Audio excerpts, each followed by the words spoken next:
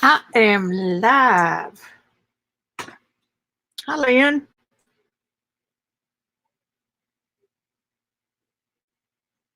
I'll get my iPad going so I can see what the real chat is sometimes.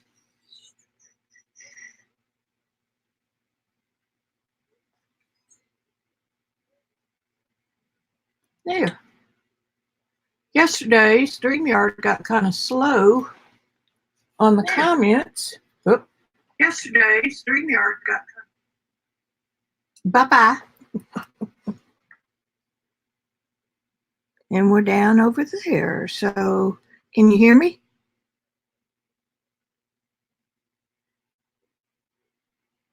Okay.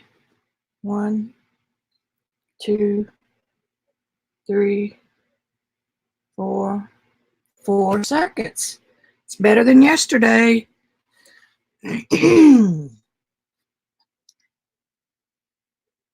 One of my favorite things to do, just playing with molten wax. I have completely lost my graphic design skills. I tried to take out the supreme F up that I did yesterday with the door closed and accidentally having my griddle on that I didn't know about. Dumb. So please, y'all be careful. Anyway, I was taking that section out and I ended up keeping that and throwing everything else away. So it's busy restoring now, so it should be back. I would have never done something like that in the old days, but software changes. I wouldn't have been using YouTube's edit. I would be in real edit software. So there's that.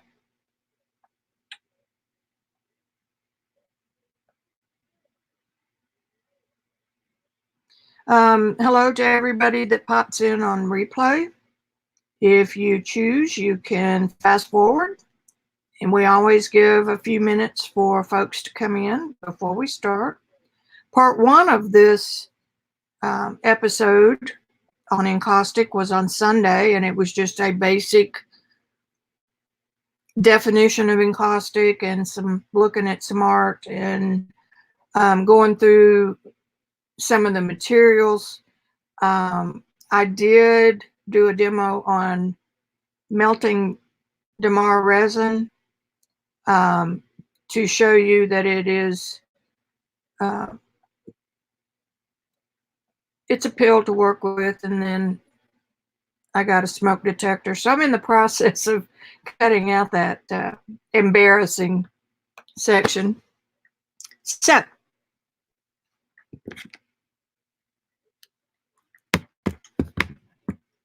we're just going to sit, and if it's just me and Lynn, that's cool too. I don't know if Elaine got her wax today, so she may not come in if she didn't get her wax, but that's okay.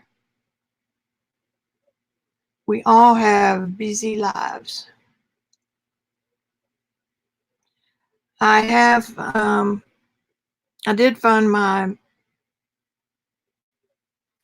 flat thermometer when I was putting things up, and I am, just so you'll be aware, the candle warmer has a temperature of 225 or so, maybe a little more than that. If you really wanted to use it and keep it at 200, remember to add the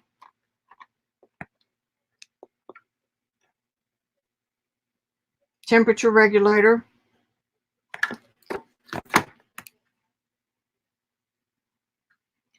There can be variances between thermometers too, so.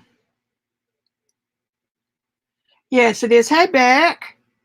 I've been enjoying you and Scott's Goodwill runs. We don't have that many good ones here. I just wish I could find some onion skin paper in one. So if you ever come across onion skin paper, give me a shout or get it and I'll pay you for it. I mean, as long as it's thrifty. I am melting my Ranger hot pot because I know a lot of you have those. I will also use the Kindle warmer. I'm testing it here to check out the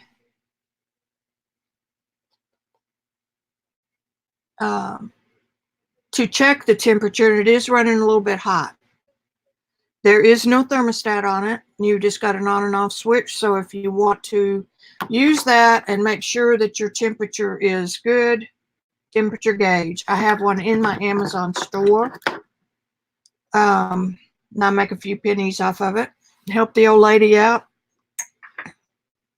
So a clip. These are the ones that I love. I get them at Dollar Tree for $1 a piece. And let's just put that right there. This is cool, so I don't have to worry about it. Pop that back on there.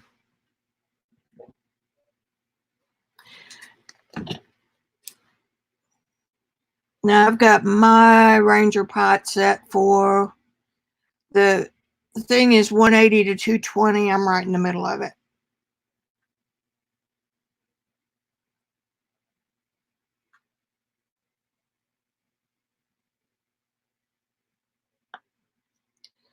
And like I said yesterday, do as I say, not as I do.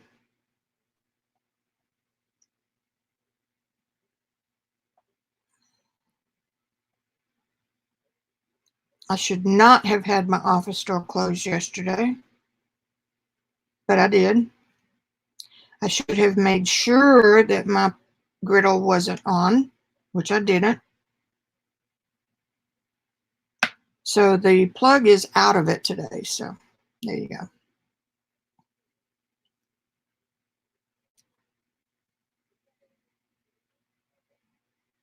Tenny? Yes, I am back and I love it. I don't doubt it. I can attempt to, if I lose you, stay on the line. Let me see if I can do the autofocus. I'm not sure it even works.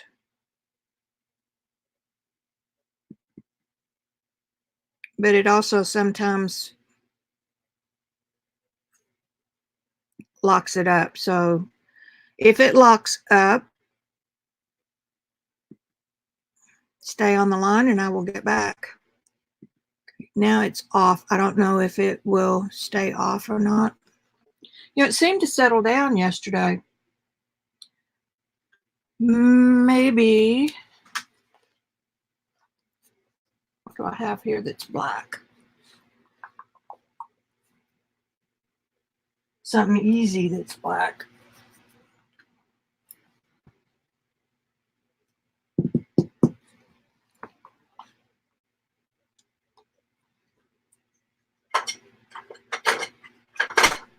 It's something little. Just happens to be a little eraser thingy. I wonder who gave me that.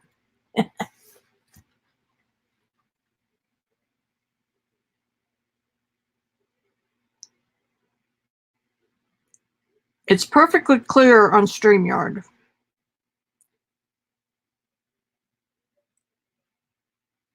But that, you know, that doesn't mean anything if you're watching on YouTube. I'm going to close my YouTube window and I'll be right back.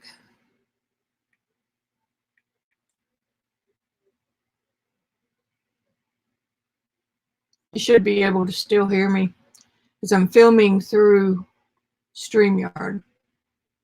No, that's not mine. It looked like mine. It's not mine. Okay. Nope, not much better.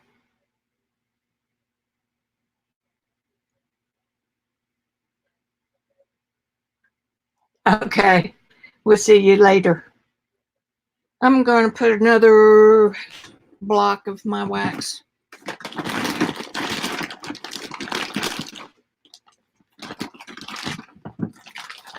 It'd be a good idea if I put the Ziploc in the drawer where I could get to it easier.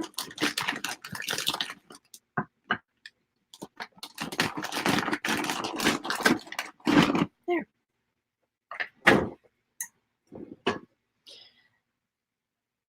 And I'm using, I'll be using more than y'all are. This brush had a little bit of white in it, and that tin had a little bit of white in it. I don't know if that's going to help. Where is it? Uh-oh. Uh-oh, Reggie. Let me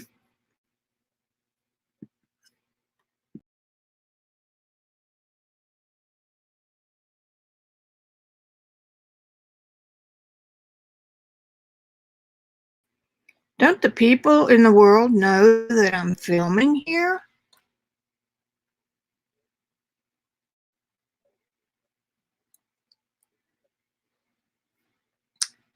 There's the eraser. It should, look at that. It just took the light completely wonky.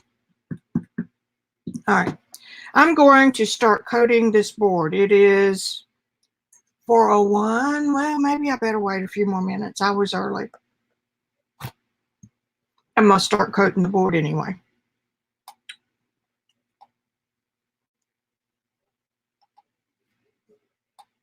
It's not going to like this motion. The camera, that is. I'm just loading a brush load, doing it forward and back.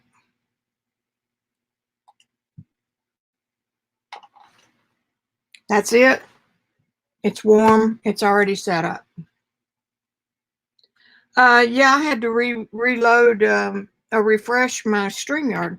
See, that camera thing messes stuff up.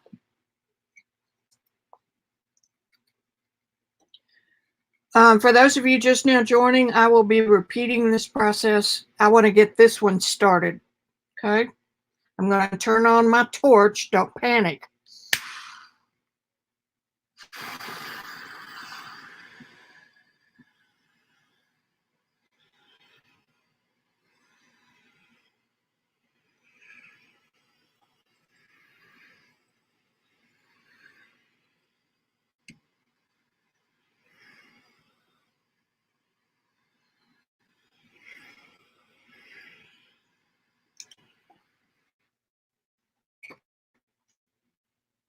That is what you call fusing. See the difference in the...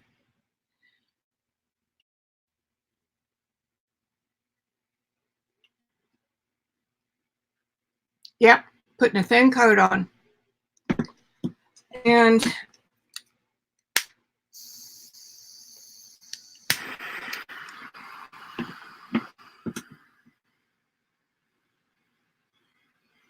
this is a method I learned from a college professor who was an encaustic specialist.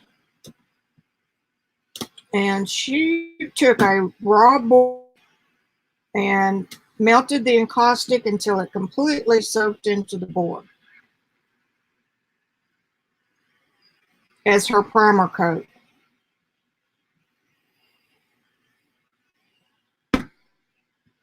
And all I'm, oops, it went in there. The encaustic portrait that I showed y'all yesterday, I did a wood burn first of the drawing and then put wax on top. Really turned out cool. And then I did this technique to the board. It seals the board and it seems to make subsequent layers smoother because it doesn't soak into the board in odd air, you know, a little bit here and a little bit there, because this coat is already taking care of all that. Your hot gun works just the same.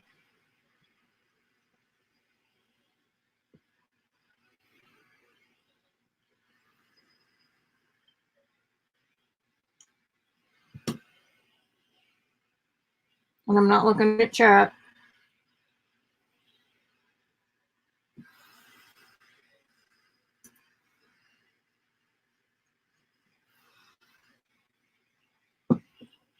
The little smoke, if you see it, is coming off the wood. And that's the same smoke that you get off of wood burning. It really puts out a lot of smoke.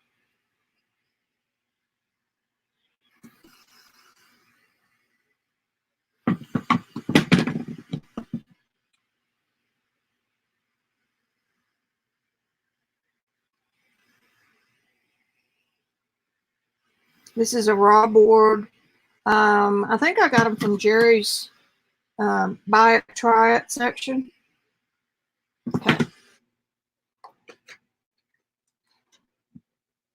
There are techniques that actually use this as part of their.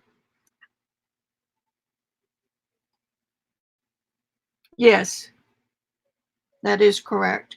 So now I'm going to let it cool off just a little bit. That first coat of wax has, for the most part, penetrated the dry layer of this board, because this board is absorbent.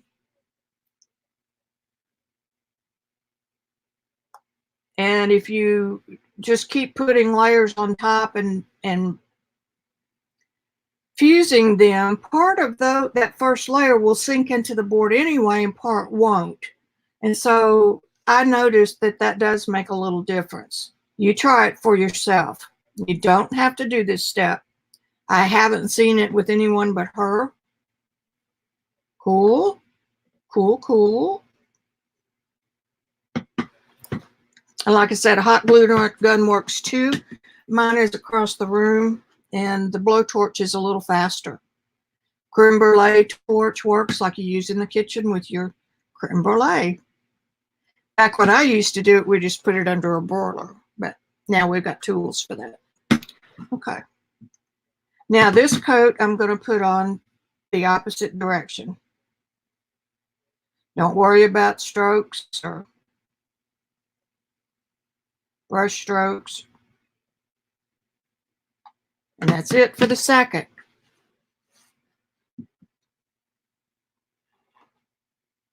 You see where it cooled off as quick as I put it on?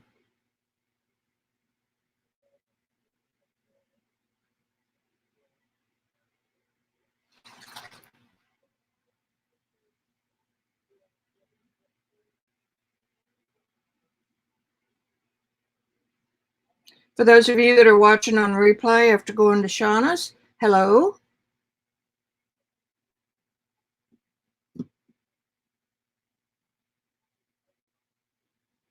We'll let it cool.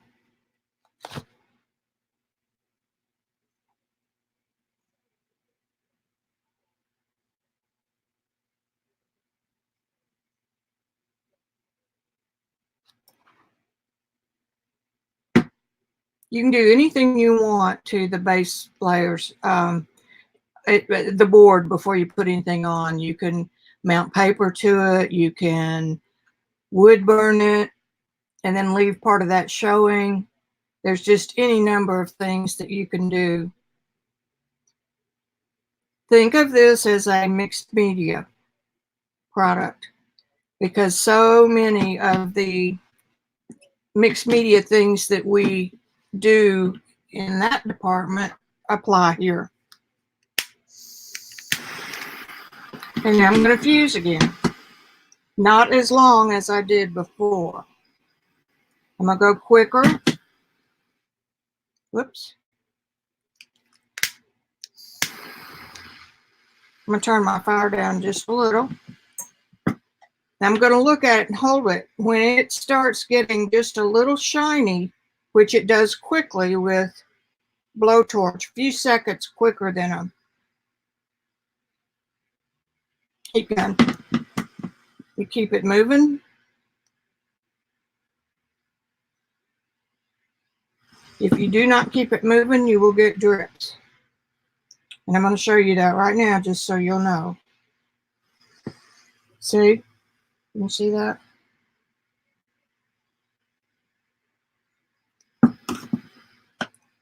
A lot of people do that for a technique, so it's not wrong. It's just what you want. Torch off. Now then.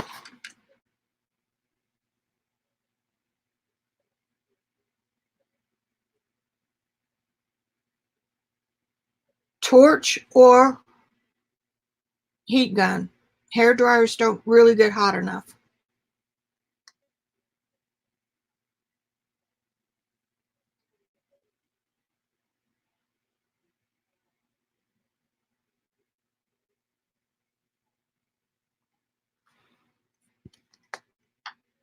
Cools off real quick, which makes it an instantaneous medium. It dries almost as quick as acrylic.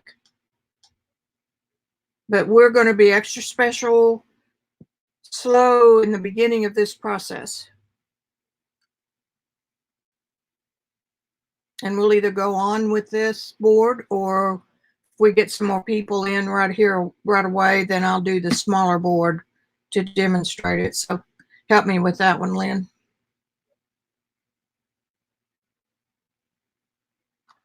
A lot of people will put masking tape on the edge of their board so that when they finish with their piece, they can pull the tape off and it'll be clean underneath.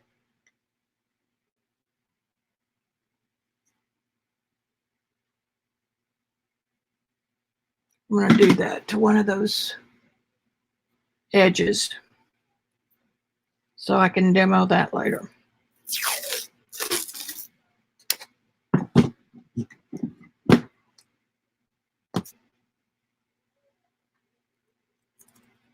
My big girl like glasses don't like some of this stuff. I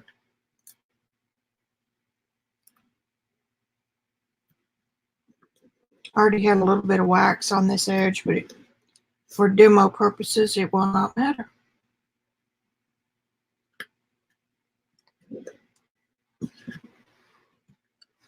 I like the drippies. If I'm working on one that has a finished edge, this one doesn't. A finished edge, I like to let my colors drip over the edge, particularly if it's a 1/2 to a 3/4 inch or 1 inch. Just check and make sure I'm still alive. Live, not alive. Anyway, I like to see the different colored drippies. I like anything in my art that lets it show, hey, Beck, I'm glad you're back. You haven't missed anything. I just went ahead and put the second coat on and I fused it. So remember the order. Wax on, fuse it, cool. Doesn't have to be cold, just set.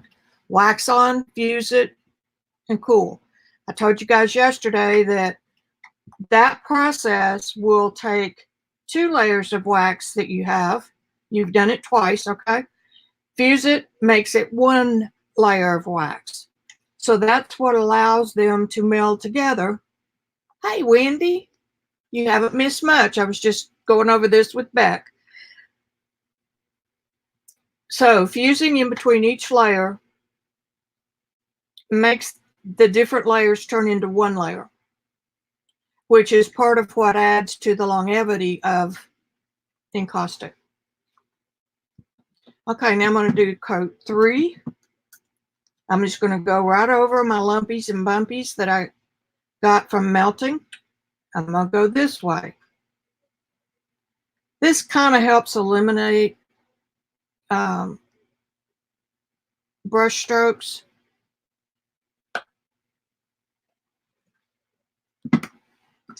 Okay, now I fuse. I'm using a blowtorch today, or, you know, a $5.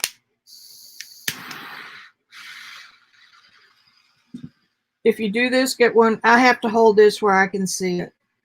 And I'm getting it just until it's shiny. and then I pull off, and that's all you need to fuse your layers. The folks who make big panels use the big blow torches like that you see in workshops and stuff. I mean, like in wood workshops.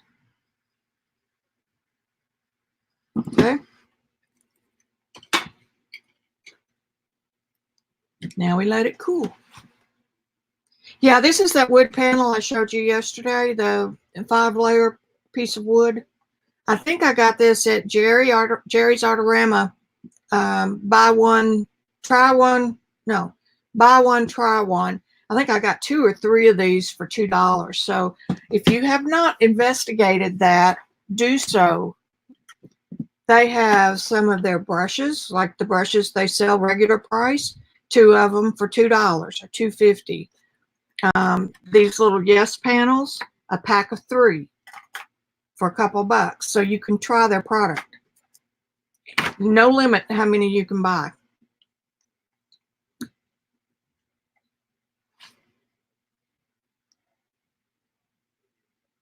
I mentioned yesterday that the holy grail of Encaustic is a smooth surface. Now, I don't know who decided that that was a holy grail, because there are lots of people who design with the drippies. So I think they say that because it's the hardest damn thing to get. Not impossible, and it requires some patience. So if I wanted to go for that effect, if I let this get all the way cool, then I could scrape it a little bit and then put the little scrapings back in the pot. Usually 2 to 3 coats, and then you can take off and do whatever you want. You can do as many coats as you want. If you have something on under here, see where I burned this? If I had done a woodworking or a wood burn method, the more layers of wax I put on it, the more diffused that layer would get. And the same thing with collage and things like that. If those are really important to your design, put them on in your later layers, because they will get foggy with the layers of Encaustic. See the thread, the first thread here, how faded it is? That's because it's on the first layer. I could keep adding thread and adding layers of wax, and you do get an ethereal look, so it's just absolutely what you're after. Well, that's cool, and I'll talk. I pulled this out. This is one of those little wood panels that I showed you yesterday. Just little MDF boards, and they work just great. This was a playing around piece I did. Just trying to figure it all out. I could keep working on it. I could come back into one of those mummy, Faya mummy things I told you about, add heat and keep working on it. So there's never an end to this, except when you just say, I'm tired, I want to quit. And these I showed you yesterday in the picture for yesterday's class. These are done on the tumbled marble tiles. These will break. Ask me how I know. I had a gallery drop one and break it one time. And this is Lynn's job. See the difference when I buff it? It's just like shoe polish. I mean, it's the same concept as shoe polish. You've got to buff it up to make it, and that's wax too, see? So it's just wax. This little thing, let me polish just a little bit more. That'll drive the camera crazy.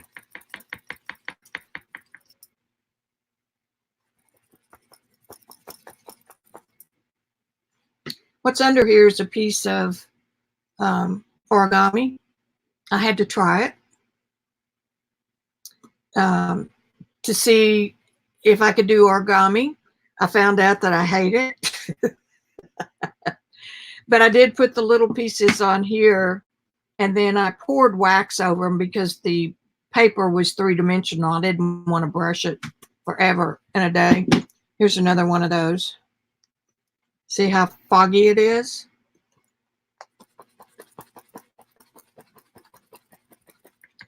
Now see how shiny it gets?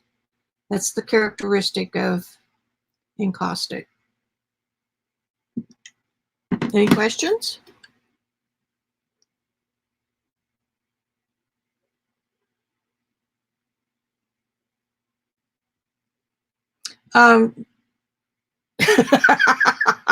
I think so too. Hey, and there's something else that's evil too. Lynn Wessel and I both made books that you fold up a full sheet of watercolor paper and then it just expands. They've got different names for them. Mine is wonky. Hers are perfect. I can't get perfect. Alrighty. I dropped my little razor blade holder. It'll turn up when I least expect it. So I'm going to get us another safety razor. This is what that holder uses. Boy, did I have a mess in the studio yesterday. Okay, move these out of the way. 45-degree angle, doesn't really matter. I'm just going to go over those lumpies. See, I'm pulling up a little bit of wax. If you wait till the wax is too cold, like you just come in tomorrow and try to do this, you won't get anything because it's harder than a brick bat. So you got to do it before it gets cold, but after it sets. Otherwise, you'll just be scraping off down to the wood. Now see, you can see where I was scratching, I think, with the shiny. So that means that I have not gotten down to that the wax is uneven and I'm getting the high tops of it. And then you turn your board. You scrape some more.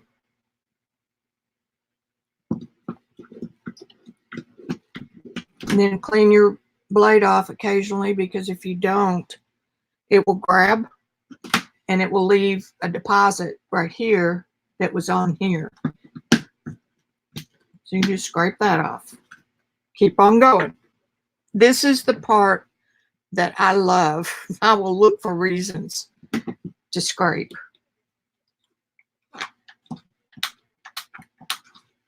So let's say you come back in the morning and it's too cold, too hard.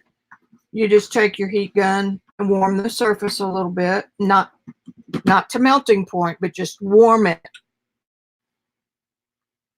If you put your blade in and it sinks all the way to the bottom, let it cool.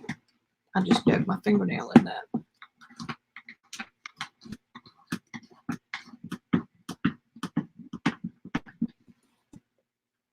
And I said earlier that sometimes people want the texture from the drop.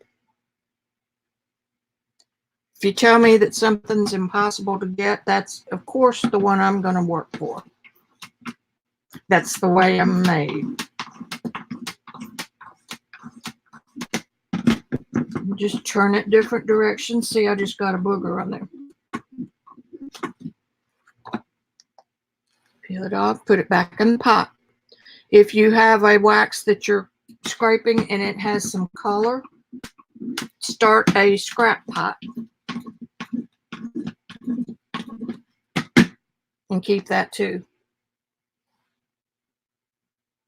It's not mud, it's called a neutral.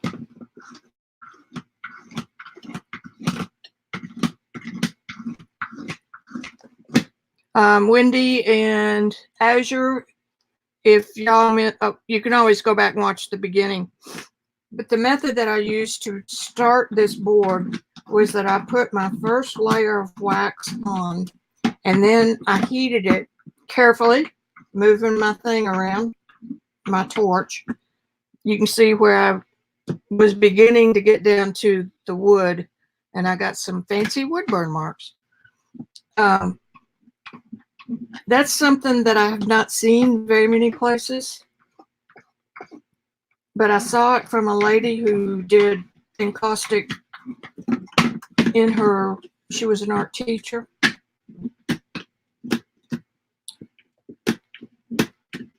And her theory, or, it's what I really kind of tested and liked it for myself, is that made it easier to put subsequent layers on. And the reason for that is that first layer of wax, you heated it until it soaked all the way into the wood. And I guess you could say, in other words, it kind of sealed, like a sealing coat.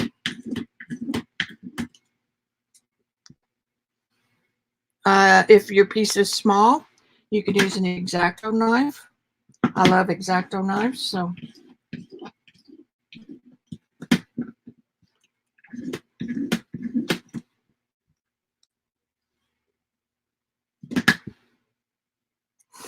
Is anybody playing along? I know Eileen's wax was due in today. Okay. We will talk to you while you're gone, okay? Is that what you mean? Okay. Now, that's fairly acceptably smooth. You can see some edges over here on the side that I could continue working with. And some high-low points right there. Try to keep your fingernails out of it, Miss Vicki.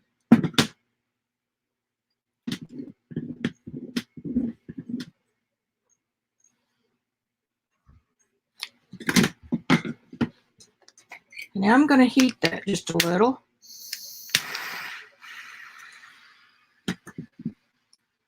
I have to hold it where I can see it. I'm just going to warm it a little bit.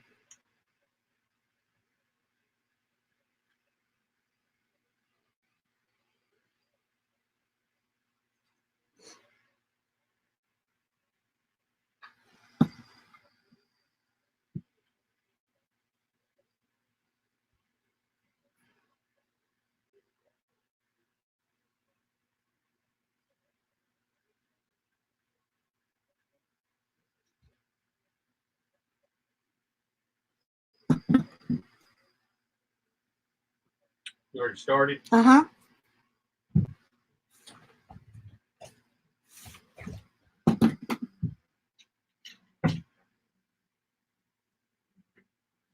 And then we'll let that cool. This is just a repetitive process that is immensely fun for me. See, now it's dull again in spots. I didn't get all of it. So that will help with the smoothness factor, because the heat will come back in and knock some of those top edges and brush marks back, because it's actually melting a little bit of the top layer. See?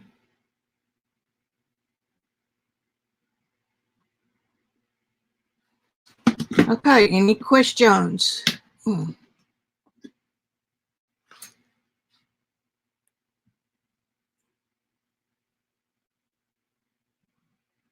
Oh, no, Azure. No, no, no, no. No, no oxygen. You could do it outside unless you're the one on the oxygen.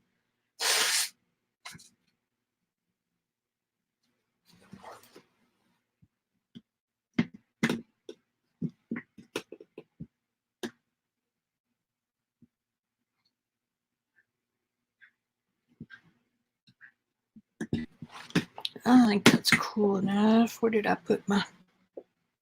Please don't tell me you fell on the floor. It did.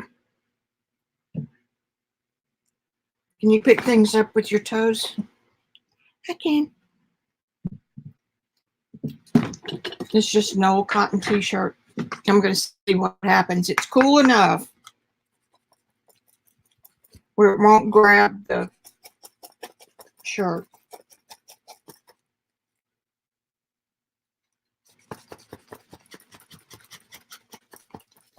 Do I do this every time? No, I'm just trying to show y'all.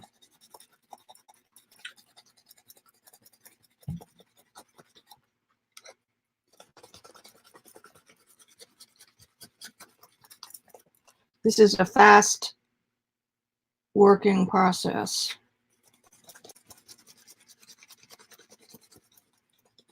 Which if you're in instant gratification, you'll like that.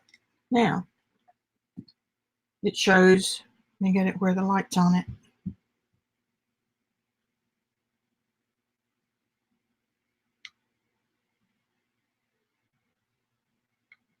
There. Shows areas that are a little bit thinner. So you can reheat it again, or you can add more wax, and I'm going to choose to add more wax. Try to keep going alternate directions. I don't remember what I did. I'm going to hold my board a little more horizontal.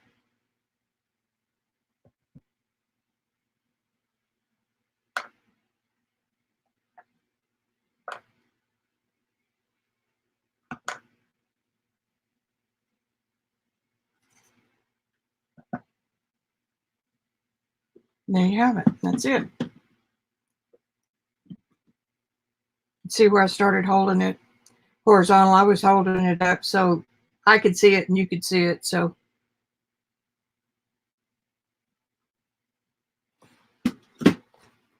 wait for just a few seconds. Hi, girly. This is my base. Girly, all I did was start with a first base coat. I'm going to show you in just a minute. Let's see if some more people come in. But this is all it is. It's just layer, fuse, cool, layer, fuse, cool. That's all it is. I'm using my torch.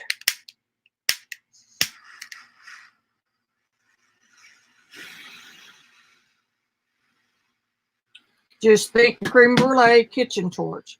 I do have to hold this where I can see it.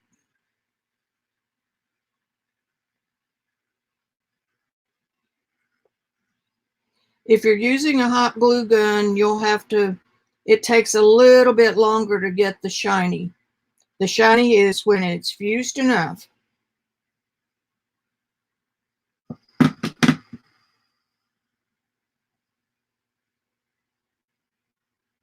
When I started this, I was so scared of butane torches. I used a big one outside a couple of times. Kind of got over it. The other thing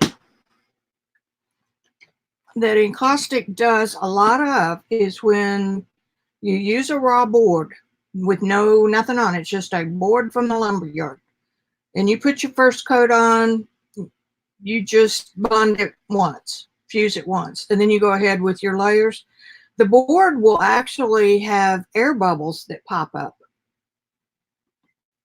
I choose to take that first coat and actually get it melted all the way down in the board where I was getting burn marks, which is just like what happens when you're doing wood burning. Okay. I'm not getting any air bubbles. I had kind of forgotten that that was a side benefit to that first layer. So I'm just going to let that cool. Hey, River. Yes, you can use a heat gun, especially on small projects like in your, at your mixed media table. Heat gun is great. So that means you could use, as long as you can be around heat. I mean, this is 200 degrees. So yeah, heat gun works great. Mine's just on the other side of the room, so I could show you. I found my flat thermometer. This is the one I told you about yesterday that I keep on my griddle. I tested my candle warmer, and it went over 200 degrees a bit. So the only cure for that, if you want to use the candle thing, is the temperature gauge thing. If I were you, I would find some kind of a heat source like this, or a griddle that has a thermostat built in. Those temperature regulators or rheostats, I think they're called, are pretty expensive. They're like $50 or so. Okay. So we having fun yet? The wax is workable at 200 degrees Fahrenheit. Yesterday, I had a big oops. I was fine with my 200 degrees, but I did not realize that when I turned on my power strip, my griddle was plugged in, which I wasn't using. So all the residue from the wax before started smoking and set off my smoke alarm, which is exactly what I tell y'all not to do. But if beeswax and damar resin are perfectly safe, they are non-toxic at 200 degrees. So just keep that in mind. The other thing, those of you who are following along, I forgot to tell you to get some kind of a clip or a clothespin to be able to pick up your cans, because they do get warm. I mean, if you can, I mean, like pulling a pan off the stove or something, it's not going to scald you or burn you, but it is warm. It's uncomfortably warm for me. So I'm using this candle warmer because it's an awesome, cool idea, and I'm going to watch it. The can does keep it removed from the plate on the warmer, and it is a can that has little ripples in the bottom of it, you know, little circle texture patterns. So the entire can is not touching the heat source, which in my little feeble brain means that the wax isn't going to get over 200. That's the plate on the candle thing. I can't do anything about the pixelating. I'm perfectly clear on StreamYard. So that tells me that it is YouTube. I'm looking at you on YouTube through my iPad. Hey, Tatita. Hello, hello. Hi, Kim. I'm glad y'all are finding this interesting, and just hit me with questions anytime, because there's plenty of time while I'm letting this cool that you can ask questions. The process is melted medium. I try to call it medium. Beeswax is one component. Damar varnish is the second component, and together they make what's called encaustic medium. You can do collage and you can do journaling and all kinds of stuff with straight beeswax, but that's beeswax. It's not encaustic. So the encaustic has to have that one part of damar varnish in it, and that's what makes it hard after it's cured. Like these have been sitting up. Hear it? That's what the damar varnish does. Makes it harder. And that also gives it its archival quality. All right. Questions? I think I'm going to scrape just a little bit on that corner where I got some drips.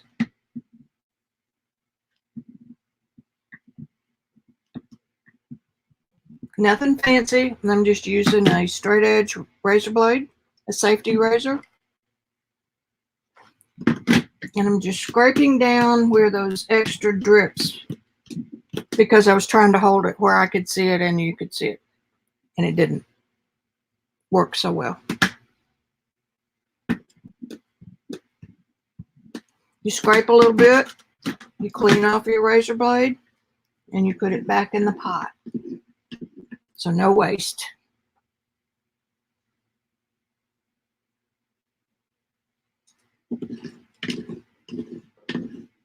If you want the texture, leave it.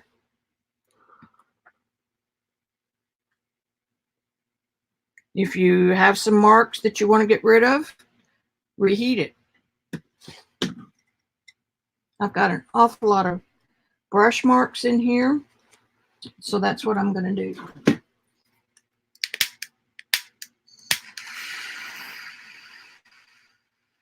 This is nothing more but a creme brulee torch from Harbor Freight. It costs about $5 and it's refillable. And I heat it just until I see a shine. If you go further than that, you're going to see a melt. And again, that's fine if that's what you want. You can use a heat gun for this process. It's a little bit slower.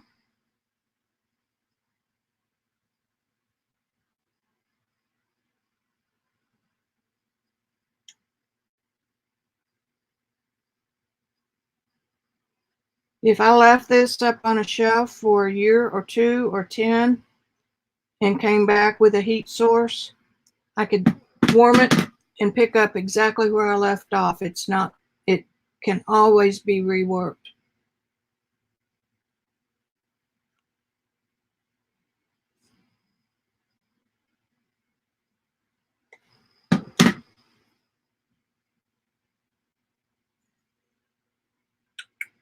Like every other medium, and I'm including mixed media in that statement.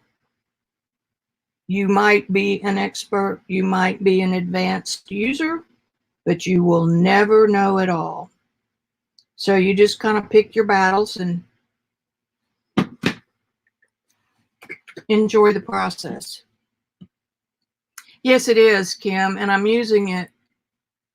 How many coats? Yeah, however many I feel like. 3, 4, 5 on the base coat. I'm using it because it is so convenient. A lot of folks have them. They have been discontinued, so you might find one on eBay somewhere. It's a really handy tool for this. The container right here is a candle scent or candle warmer, and I'm using a tuna dogfish cat dogfish tuna fish dog or cat can and a clippy on the side. Works pretty good.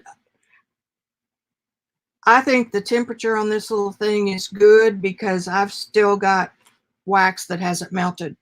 So I don't think the wax is ever going to get too hot. Let that cool a little. And then we'll start having a little fun.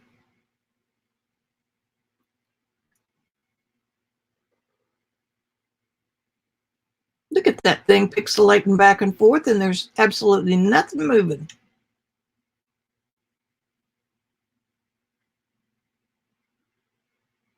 And I've got something black.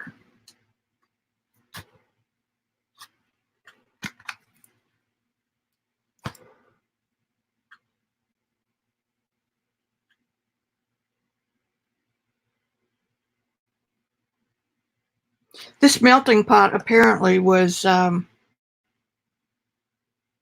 what's the woman's name? I can see her face. She designed one, and Ranger licensed it from her and then dropped her and made their own. And this has been discontinued. I put a link in the materials list so everybody would know what it looked like. Yeah, that stinks. And it comes with extra trays, and it comes with a pre-cut piece of nonstick mat that fits it so that you can use it for embossing powders, and you can actually make little three-dimensional things with it. So yeah, it sucks pretty good that they discontinued. I've even looked in China because we all know this stuff is made in China, but look on eBay.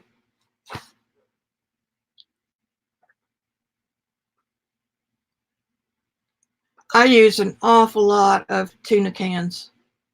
If I'm really working on something big, I usually don't use this because I have a bigger container that I put clear medium in. But for this kind of a use, it's really good. I'm going to scrape some more. I want this to be as smooth as we can get it. So I'm going to be off here for just a minute where I can scrape and put some pressure on it.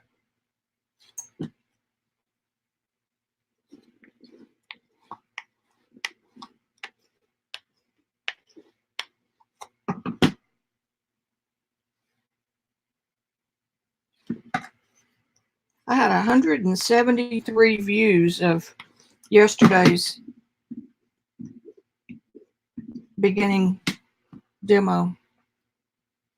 And a lot of people watched a lot of it. So it appears to me that people are very curious about Encaustic. Beware false advertising. Rosemary came on yesterday and said there was a lady selling Encaustic classes, but they were not. They are beeswax.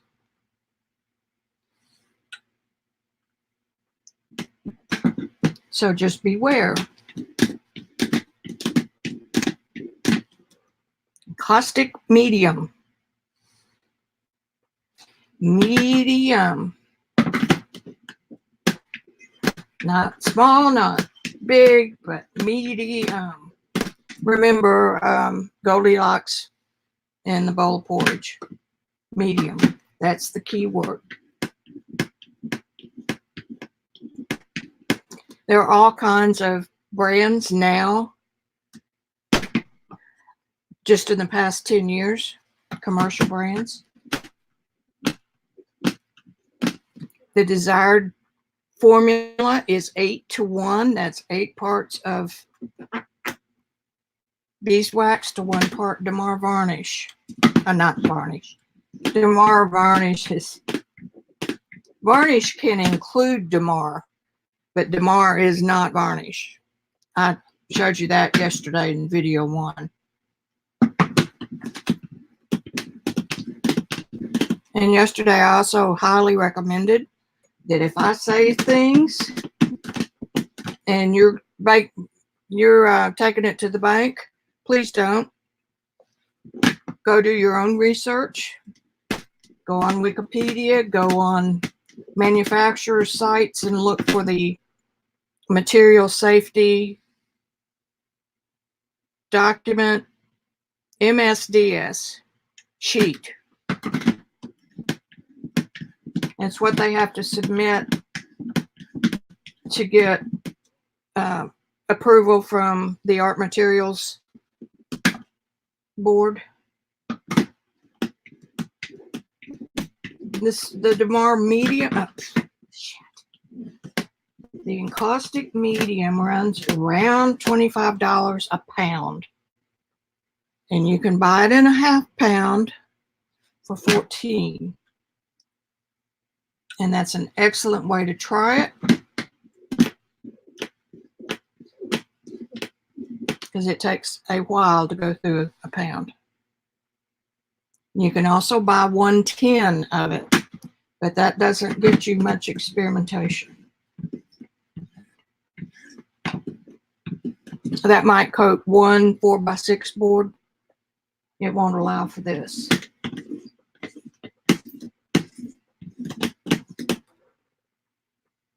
Now see, I've got enough coats on here, I think 4, where I can do a pretty daggone good job of scraping.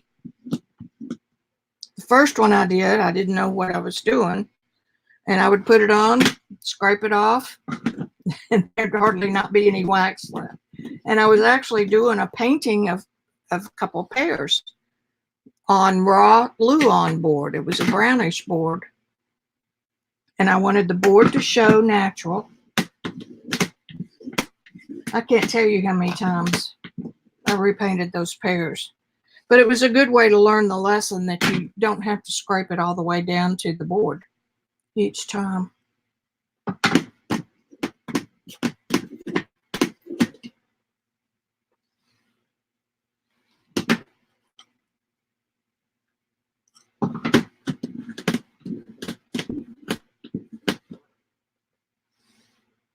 Okay. Now I'm going to show you what that looks like. So I've got some dents and dings, but for the most part it's smooth.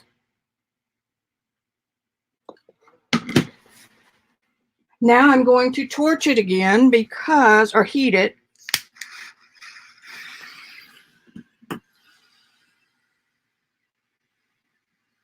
That will smooth it out even more. Do you have to do this? No. Just showing you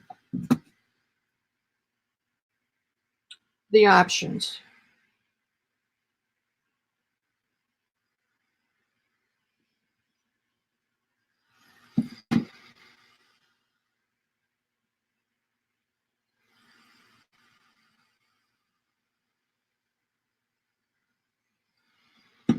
That's it.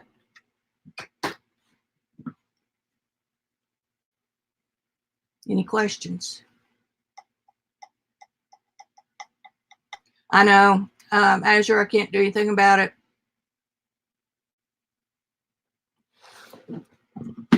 My autofocus is off. My StreamYard is perfectly crisp and clear. What we may have to do is have you go to StreamYard Direct and watch it there. I will experiment with that, which is perfectly fine. I mean, you know, you got all the chat and everything over there. But I'm uploading to the browser to StreamYard, and then StreamYard waves a magic wand and it picks up the feed to YouTube. So between them and YouTube is the issue. And YouTube does it all by itself too. You don't have to have a third party.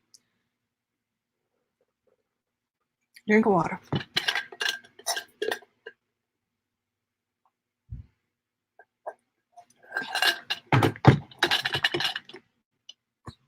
I'm having to slow myself down here with you guys because I could run through all the, or as many as I know anyway, all the different little options you can do with this. And then there wouldn't be anything left for next week or this week, the rest of the week.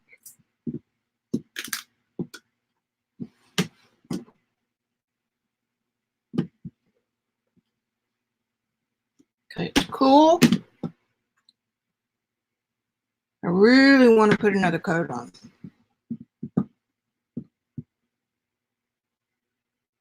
Like that. Oh, I did it that way. Don't waste any time, because it starts to dry the minute that you pull it out of the hot.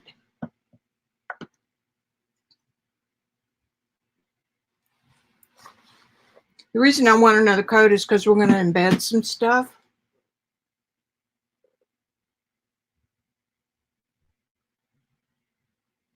Come on. You might try refreshing your YouTube. That seems to help sometimes.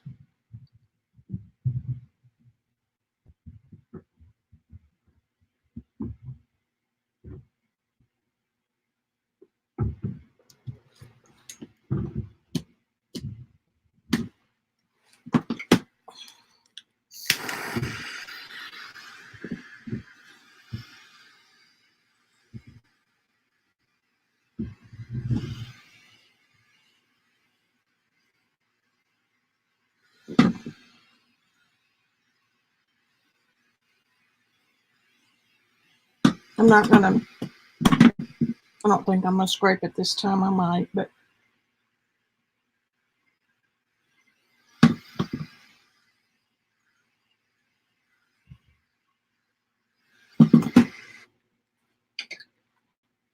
Now then,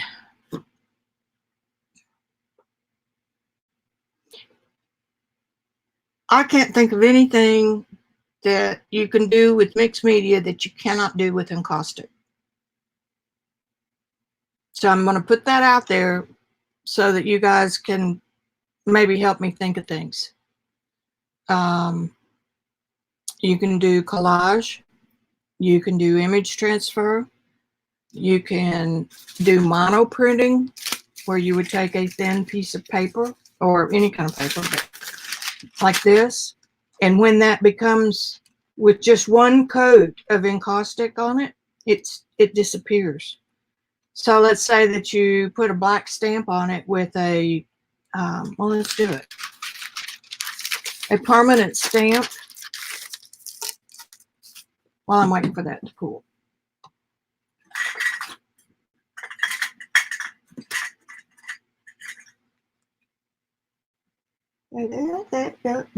Of course, you can't find one when you want it. When you're on the other side of the room.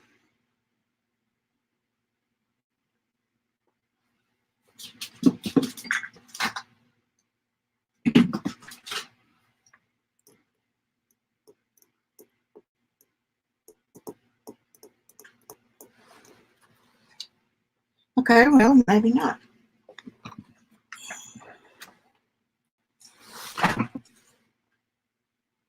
I know I've got some over here.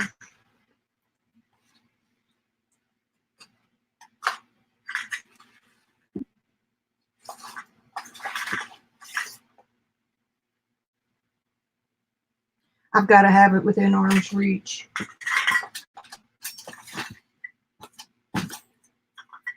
All right. We're using the ink.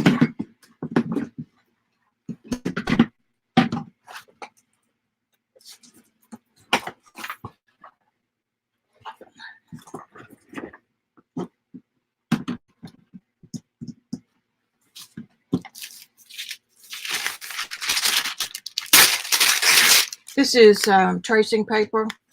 I think it may be the stuff that Shauna uses on her channel that's bead paper.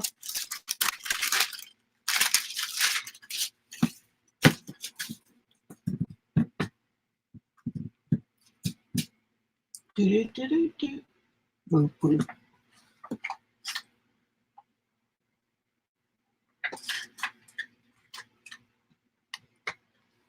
I'm going to use a water brush.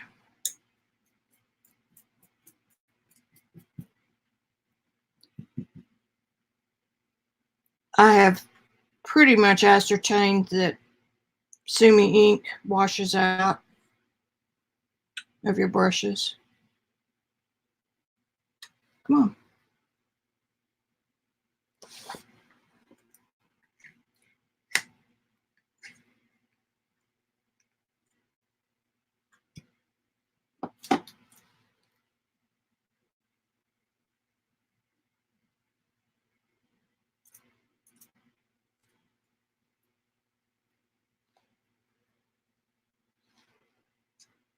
Okay.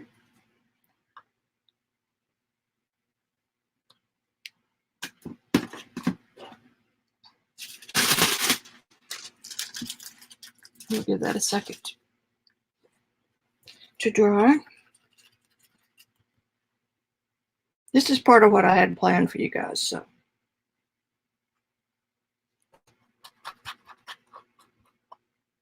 The only thing you cannot use, I said this yesterday, you cannot use acrylic.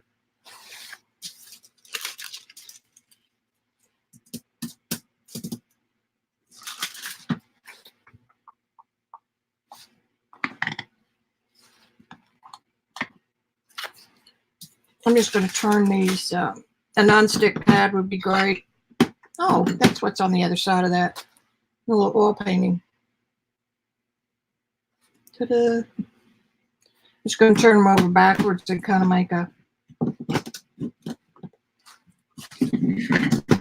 spot where I can lay this paper down. Now my brush is already hard.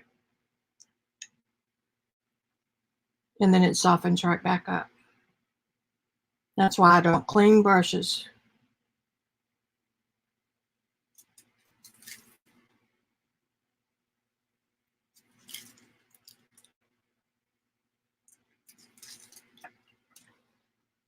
Let's see if I got the whole thing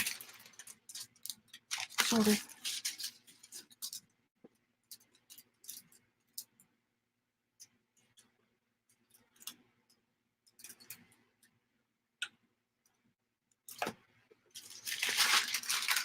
Okay. If you wanted to, you can take your griddle and just take a little bit of wax on your brush, brush it across your griddle, a flat surface, lay the paper on it, and you will get a very thin coat. This is a thicker coat. So we may play with that here in a minute. All right, where are we? I'm going to trim a little.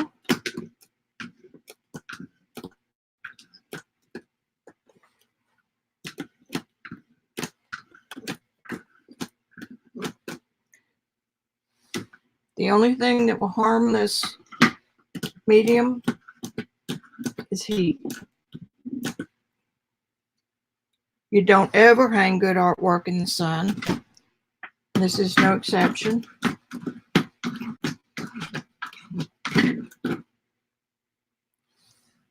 You don't ever put good artwork in the trunk of your car in the summer.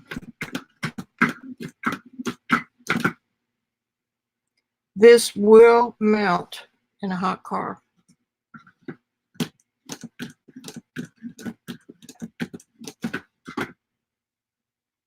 So just remember that. If you ever get to the point where you're shipping exhibition pieces to a gallery, you have to worry about the trucks being air conditioned or climate controlled. But we're having fun, so it's my responsibility to tell you as much as I can. And then it's your responsibility to remember that I said something about it, and then you go check it. As I said yesterday, don't believe everything you're told online in an art group or blog.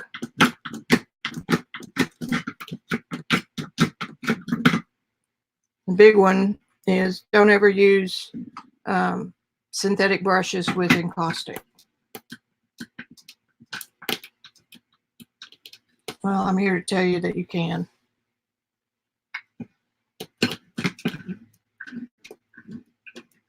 Okay. I need just a little bit on this corner.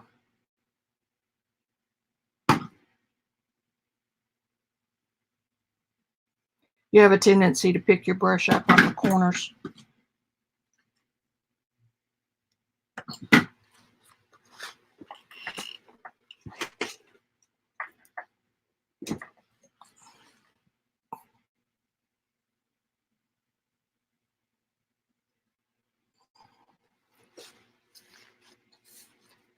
Let me get a drink of water. Water.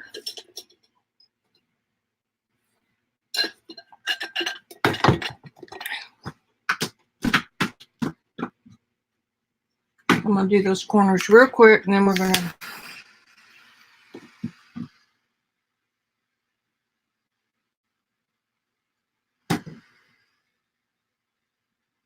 I'm using the torch today for convenience.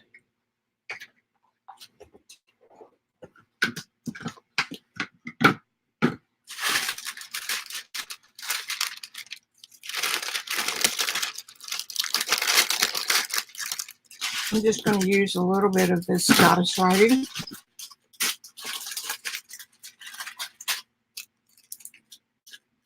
I like torn edges over cut.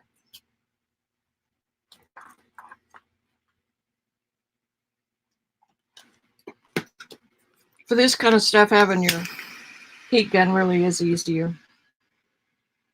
I'm just going to warm that a little. And then I'm going to lay this down on top of it. Press it pretty hard.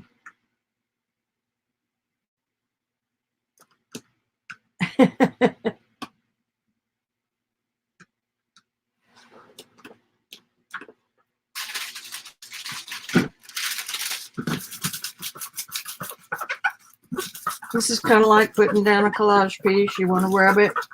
Make sure it's in contact with the panel below it.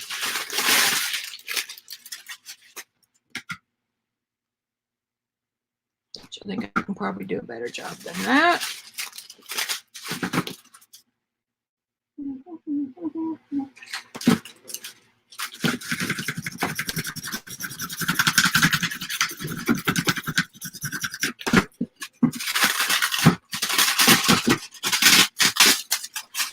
Very forgiving. Okay, now I'm going to torch it just a little bit. Heat gun, same thing. Don't get carried away because you can burn the paper. Now we're just going to go over it lightly. And we're going to let it cool. When it cools, you can come back over it and scrape a little bit off of it. Had I done the treatment with just brushing it on the griddle and laying the paper into it, I would have no lumpies of wax at all. But I did it with the brush, so. Thank you, Asher.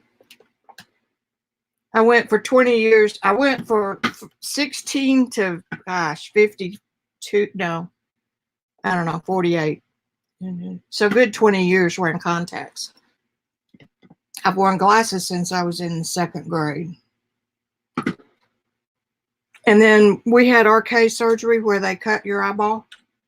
And I went without glasses for another 20 years. But then I started needing bifocals and stuff like that. So I've got grown-up glasses now.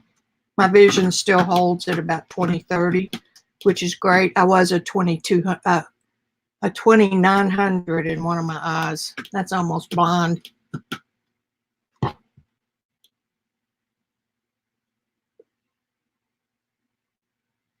Okay. Don't get into a fight.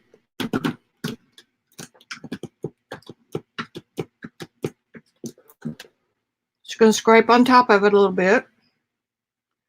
Got to be careful that I don't go all the way down to the paper.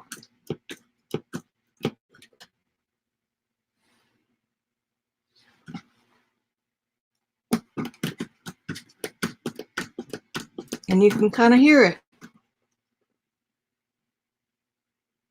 I don't think I did yet.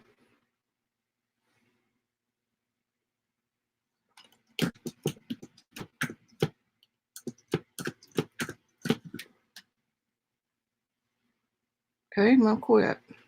Quit while you're ahead. Now.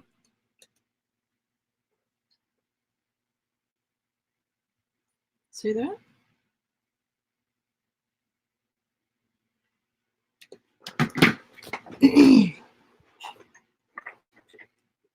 Now, I'm going to use a little bit of this because I hate it. It unravels everywhere, but it will be perfect for this.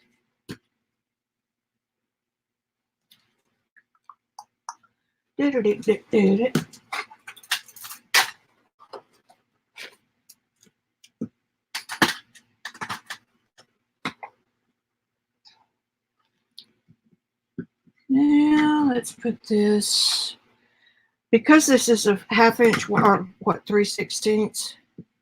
If I pulled it out tight, that would be a good, I see proportions. I think that's, it could be done, but you know, I could stretch it out, which I think that's what I'm going to do. I was thinking about twisting it, which could do too, but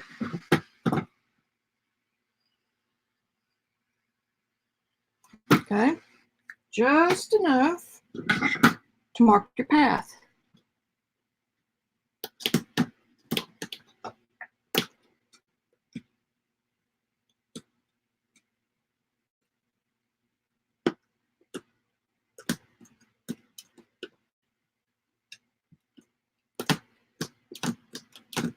Pressing that down into, get that pulled thin enough. And it's crooked.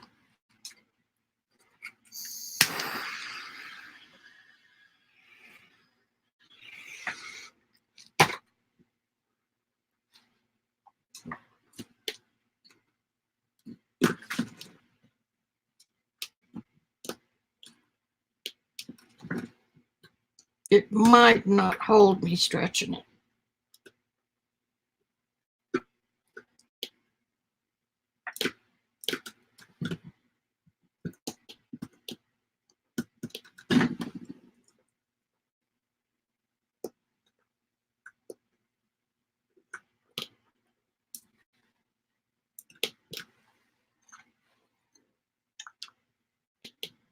Then again, it might get a good bond.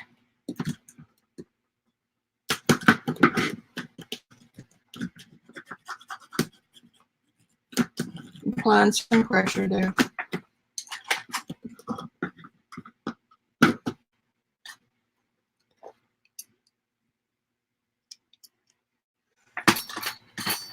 So this is what this stuff does. I can't imagine knitting with it. It's just fibrous. Fibrous, I'm telling you.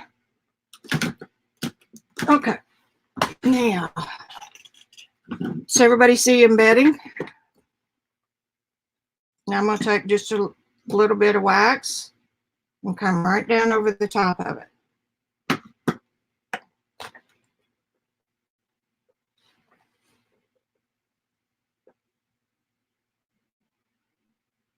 Well, we ought to be twins then, Azure.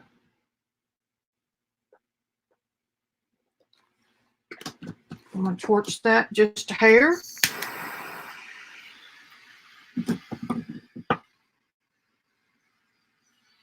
That's it. Now,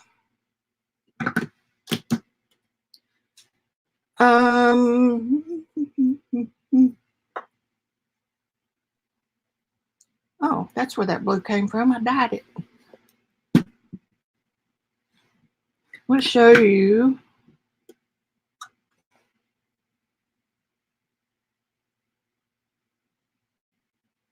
I'm designing in my head. Bear with me. I'm going to push that cord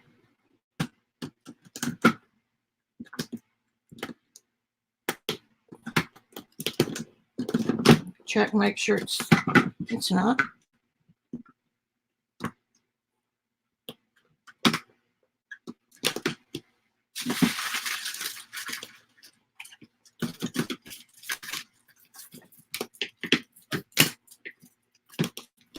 And I want this on here really down in that wax.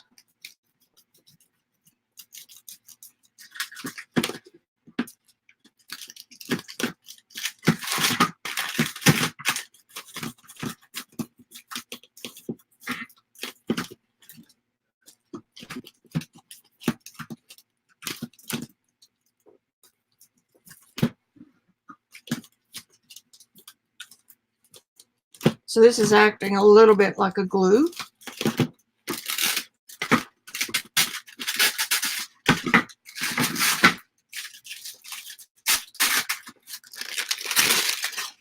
Everybody with me?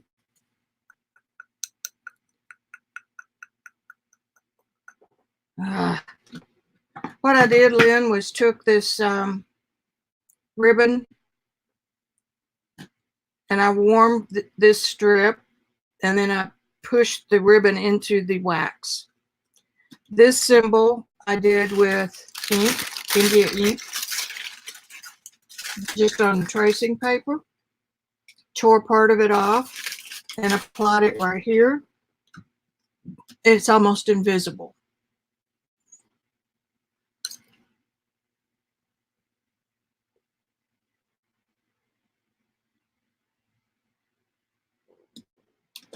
Refresh your screens and see if that helps. Now I've just taken a piece of plain cord, nothing exotic, and I have pushed it into the wax where it's almost even. Yep. I wish y'all could see better. Now, this doesn't always work on the first try, so I'm giving you fair warning, like the lady at Sotheby's. Fair warning. I'm going to pull it out. What in the blue blazes was that? Now I should have a ridge.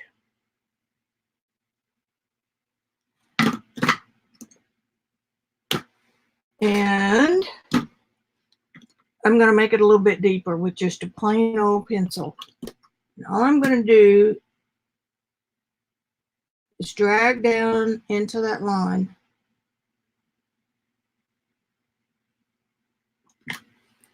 And I'm going to pull off the little wax bead that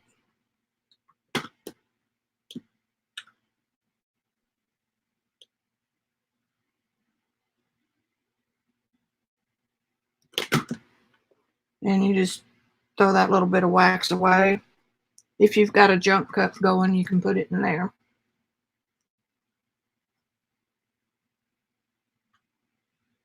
Just checking my line.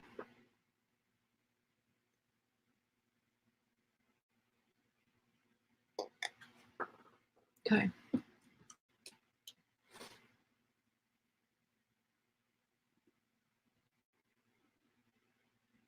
See the line? Anything will work.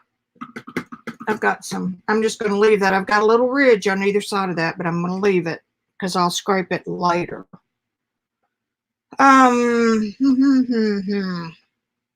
What did I do with the, there they are. I'm not going to do that yet. I'm going to do over here. I'm going to see if the Caran crayons will work. I don't know that they will, so.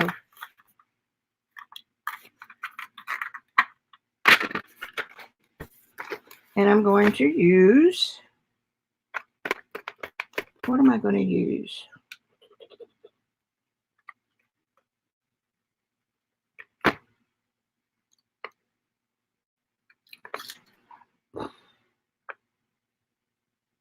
Black or the brownish color? I guess the brownish color.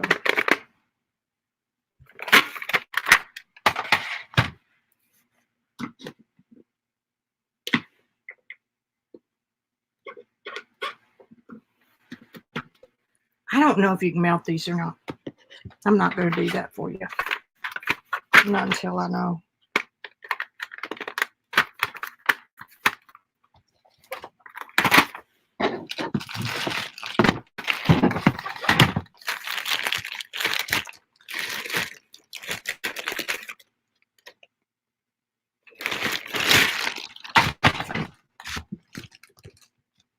I'm going to pull out an R&F oil stick. Let me say this again from yesterday. An oil stick is the powdered pigment that is used to make oil paint, and it's oil in a solid form. This is not an oil pastel. Nobody knows what's in an oil pastel because it is not pastel. And I doubt very seriously if it's got oil in it. So that's why you have to be real careful. And again, do your own research. I wish it would clear up.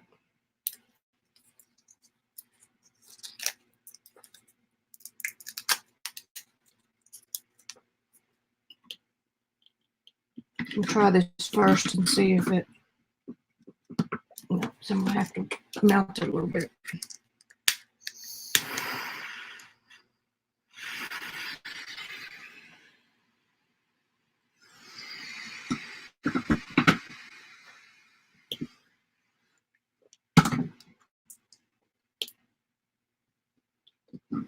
I got it. I'm filling the groove with black oil stick.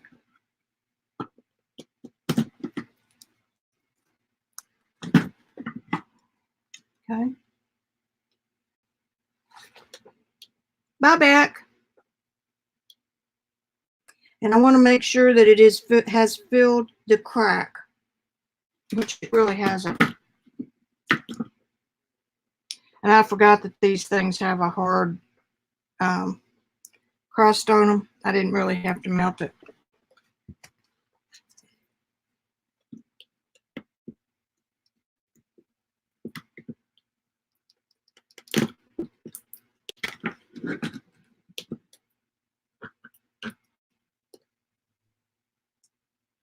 Okay.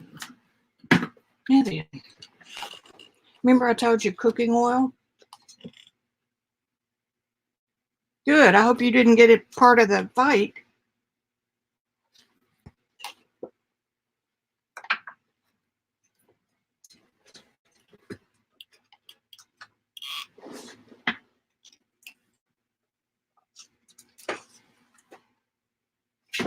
I'm in my oil corner and I don't have household stuff in here, so I'm going to use linseed oil. And I'm going to use a paper towel.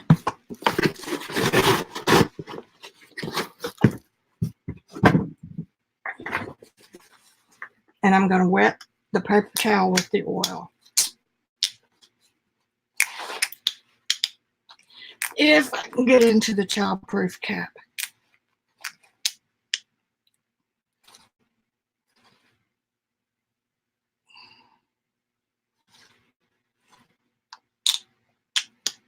Come on now.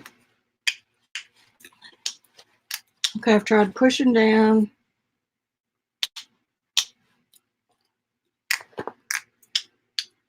I'm not a child.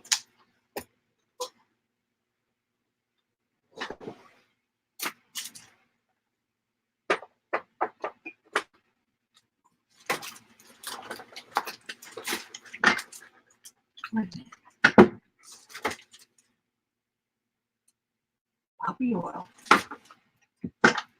Hey, Poppy, I got your oil. My big jar.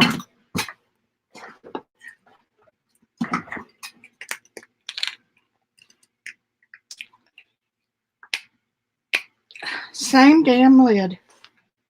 Press that and twist.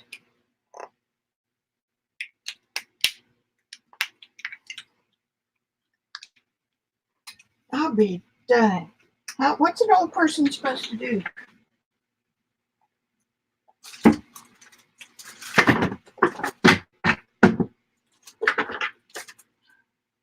All right. Voila. Walnut oil.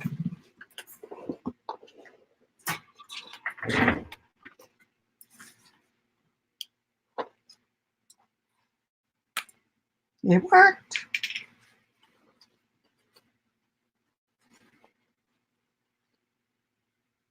Yeah, hand it to a child. Okay, I'm just going to get a little bit of oil. Now, oil is in oil paint, so it will take it off.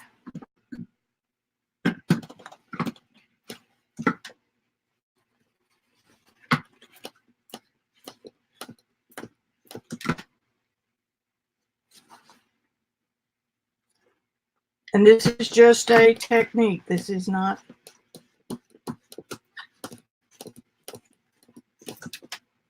something that you have to do. Remember, I told you as many different things in mixed media that we do. I'm trying to think of some things that we don't already do in mixed media, something different. So this is a different.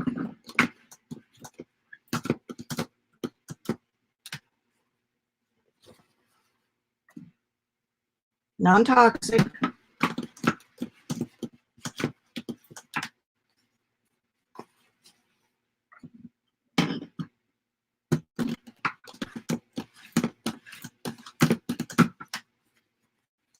Now you can make that line with anything that you want. I use that cord kind of like a plumb line to get it straight.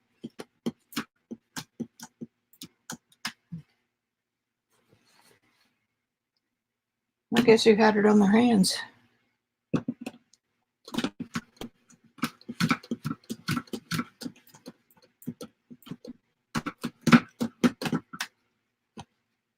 Okay, I think it's time for a clean paper towel.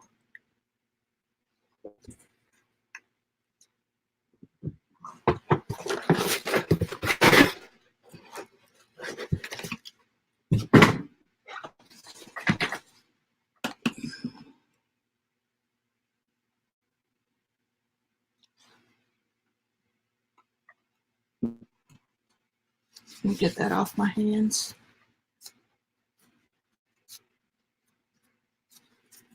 Not for any reason that I just don't want to keep putting it back on the board. Now let your imaginations run wild, okay?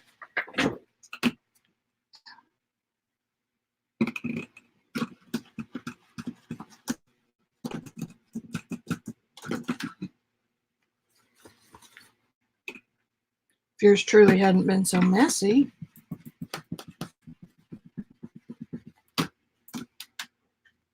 You can take, you know, those ball cords that hang from ceiling fans.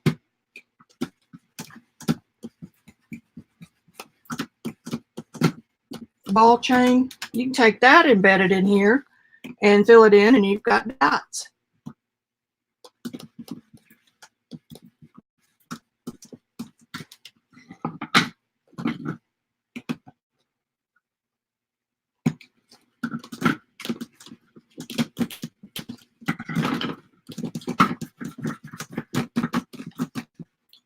Now every little mark that I made is showing with black on it.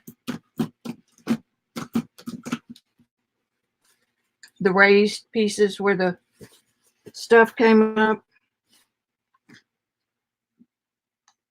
then on.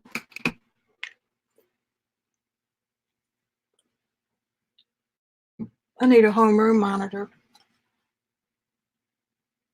And I wiped a lot of it out that I didn't really want to let out. See?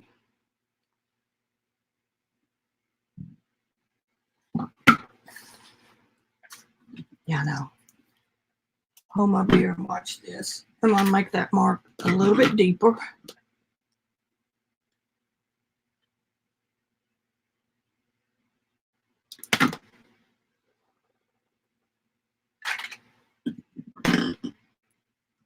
See if I can.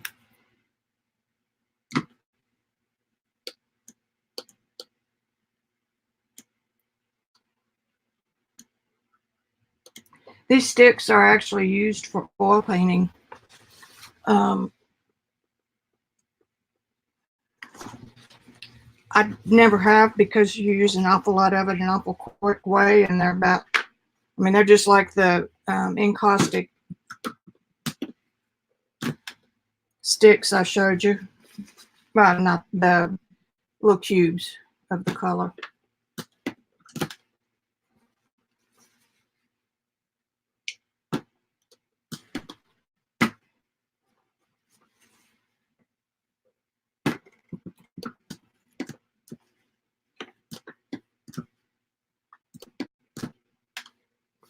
Do, do, do, do, do, do, do, do.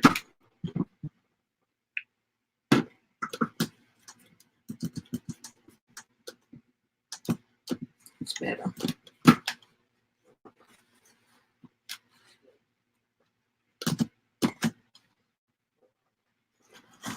We're going to call that good enough.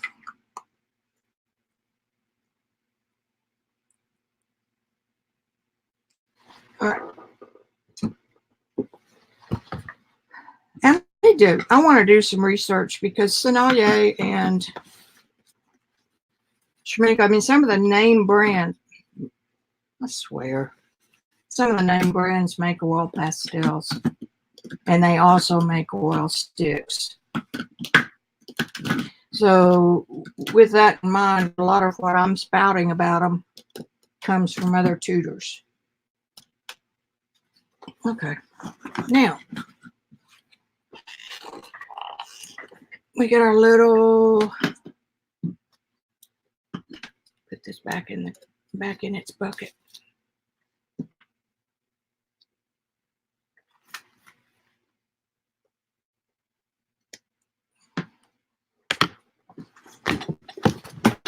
Okay, floor is a good place.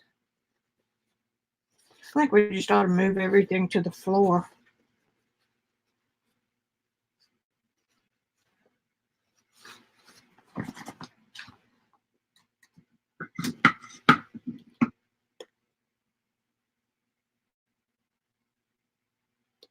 I'm going to very lightly scrape those ridges off that I made with the pencil.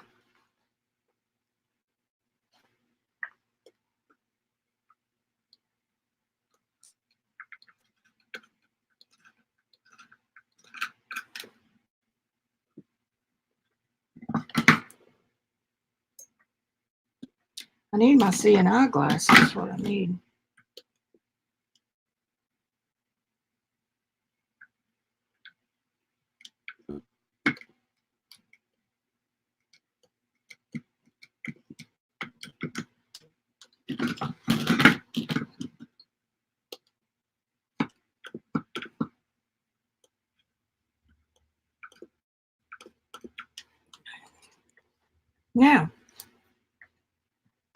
fairly even, smooth.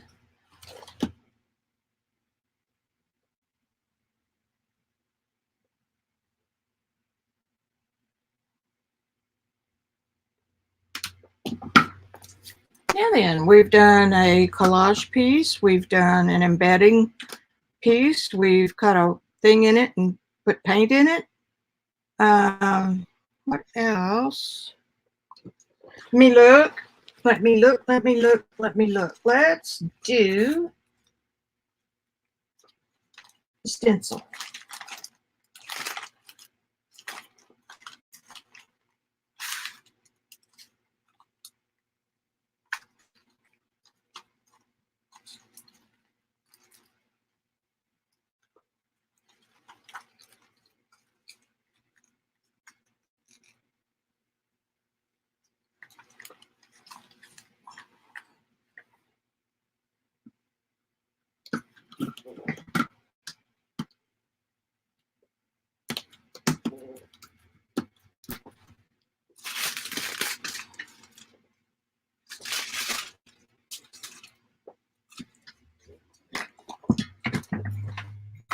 Make sure my legs work.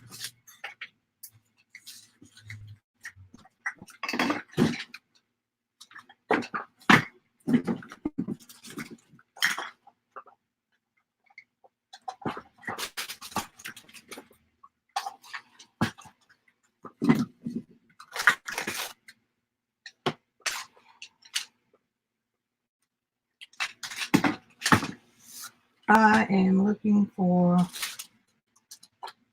the eyeshadow.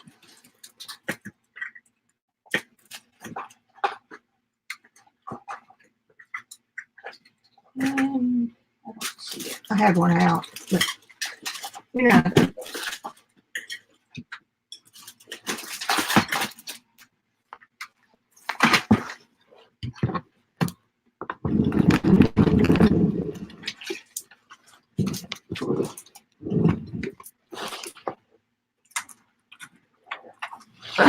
Oh, that hurt my arm. Getting out my pan pastels. Uh-oh.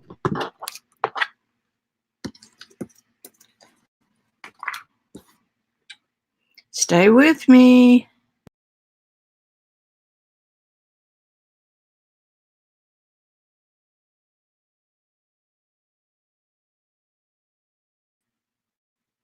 Okay, stay with me. Seeing that great StreamYard doesn't make you get a new feed.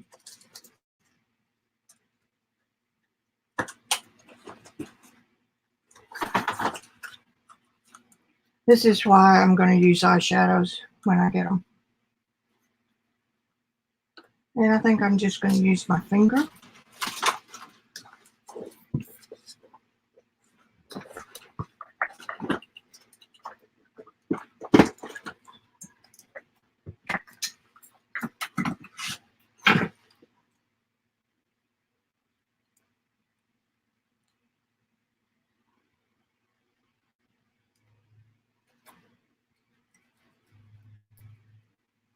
You can put hot wax through the stencil.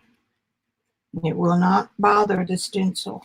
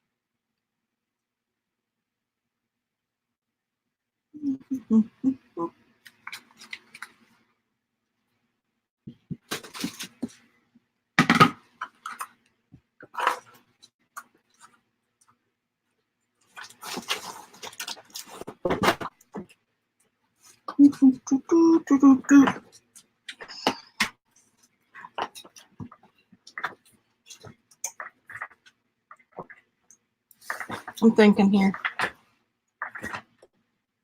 Let me see what y'all are saying. Yes, I'm back. And it's clear. Good. I'm looking.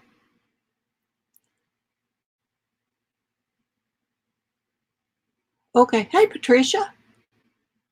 Trying to decide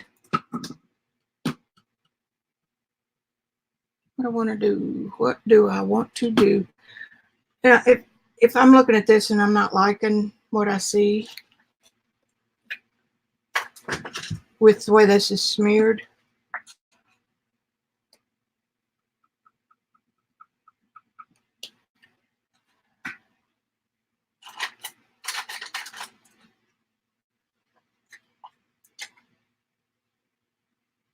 I'm just looking for a little brush. I'm going to use the end of this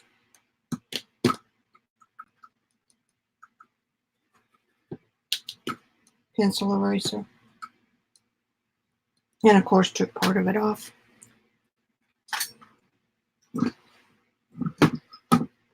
Now, if I torch that with the pan pastel on it, very carefully,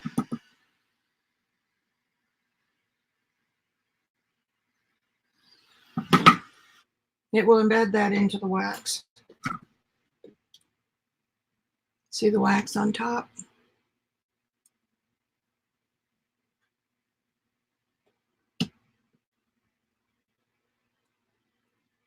So pan pastels are a friend. Now, I know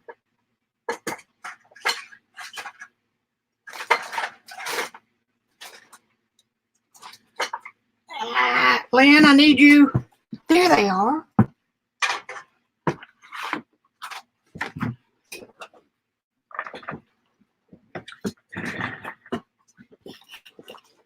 Now, don't tell Bernie I said this. I know Bernie with pan pastels since they were introduced in 2005. I'm looking for a stencil.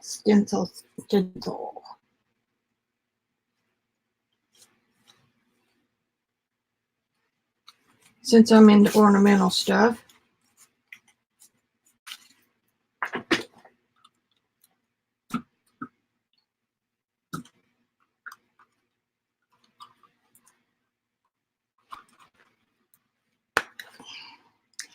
Now, it is my theory that the person who shall not be named, but her initials are JD, that her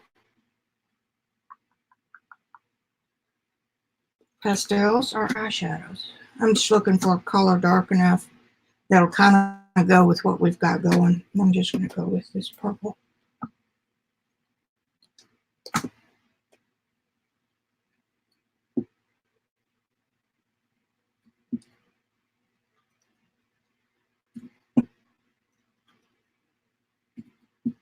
And to carry on a conversation that folks have been having,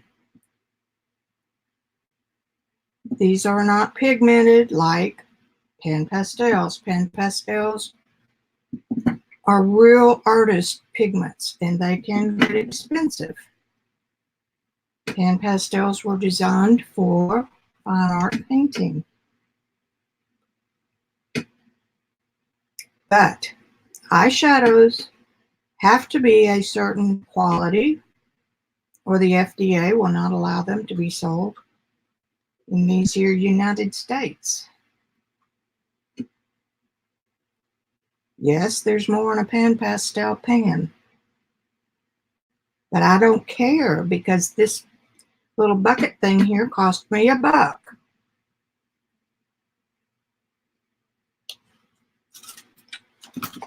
Ow.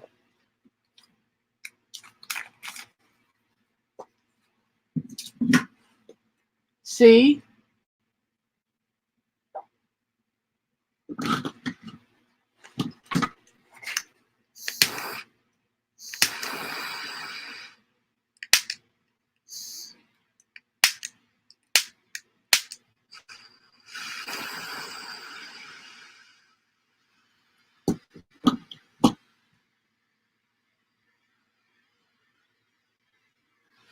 That's all you need.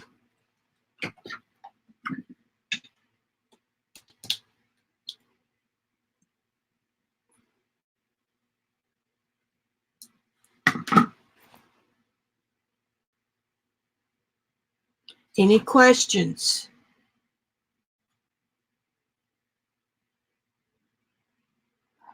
I just need you to come help me find stuff.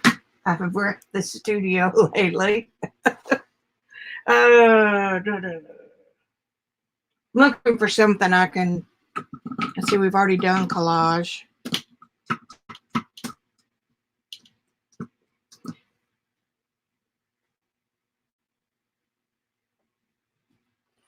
I guess I could do. I mean, this is a play thing. If tomorrow I decided I wasn't happy with it, I could take this all off.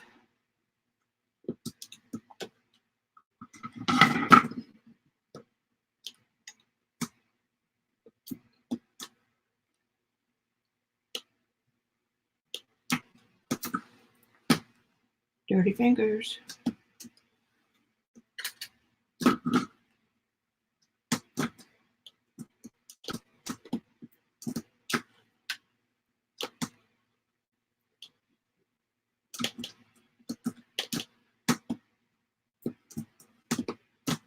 I think for the sake of it being just a sampler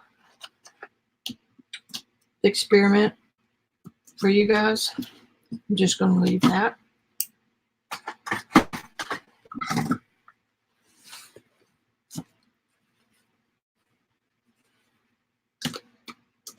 Clean. Clean. I could get a Q-tip if I needed it.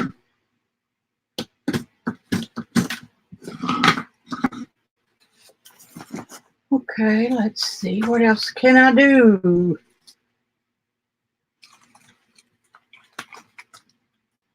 Now, I expect y'all to come in with some questions tomorrow.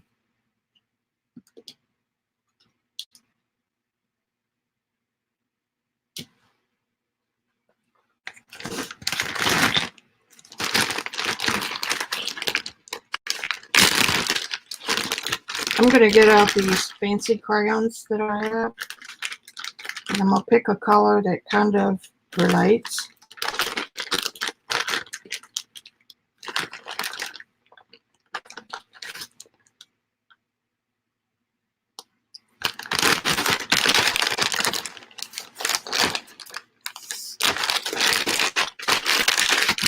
Thanks, Kim. Fall off my chair.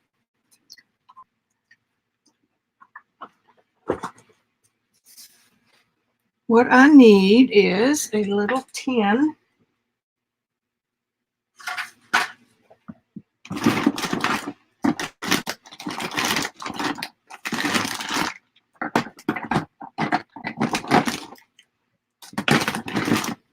Here's a little lid that's got, ow, ow, ow. I forgot that it would be hot. Dog. No animals were harmed.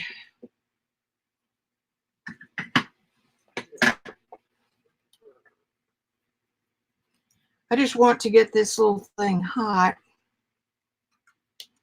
I want to make sure that stencil is down.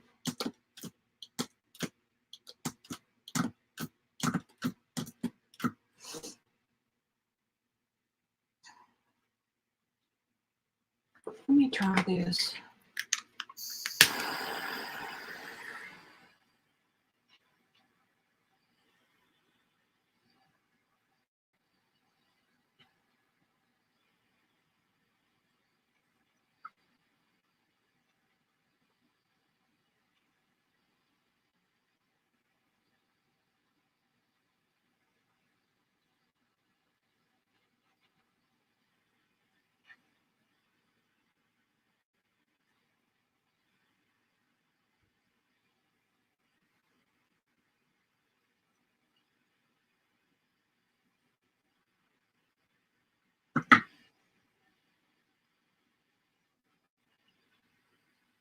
Oops.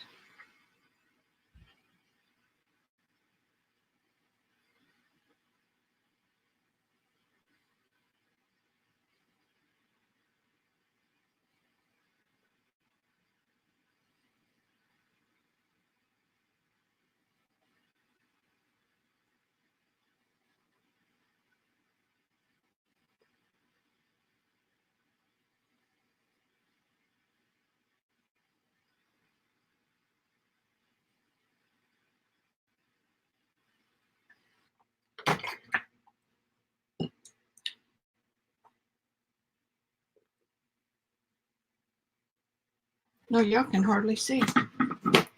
I could see. I mean, it's the most important thing. Just going to let it cool a little bit. And now I'm going to very carefully pull my stencil out and see what kind of a mess we have.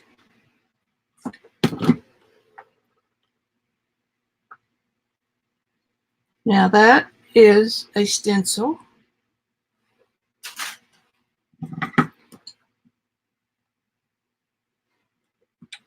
It is a messy job.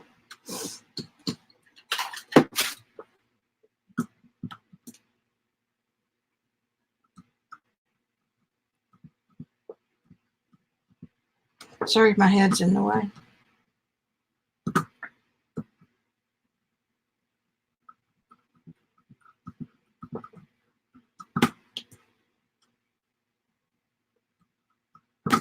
It's coming right up.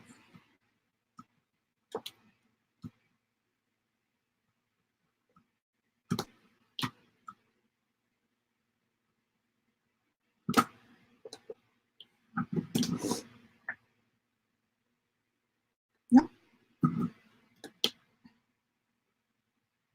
What I said yesterday is true. This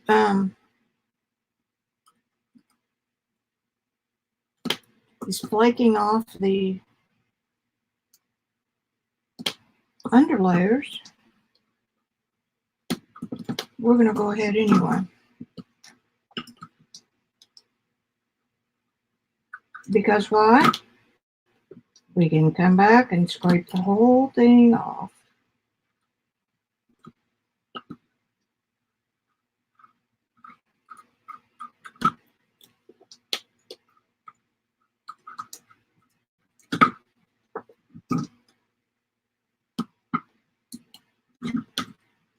Remember, I've got a coat of wax on that ribbon.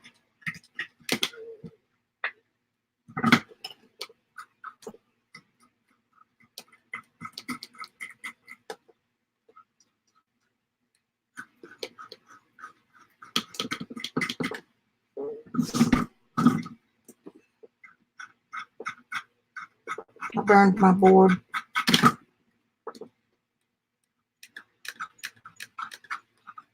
I must have been holding it. Tomorrow I will get my hot glue gun over here because there are some times that it, hear it?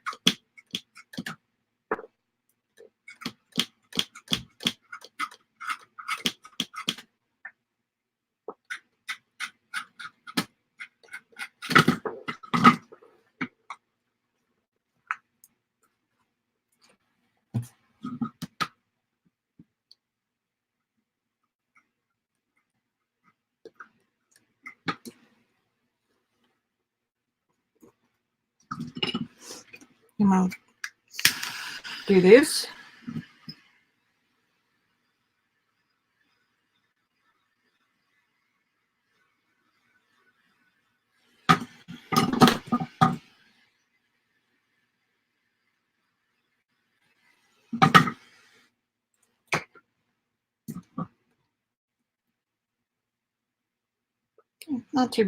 Not too shabby for who it's for. Okay. What now? What now? Let's go back to that water brush. I'm going to call this to a close here pretty quick.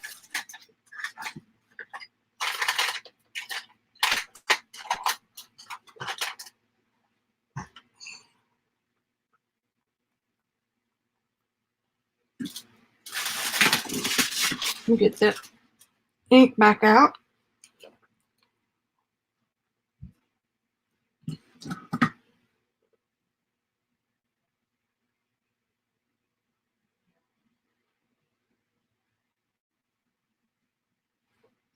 And it is beating up quite a bit. So I've done this before with ink and didn't have a problem.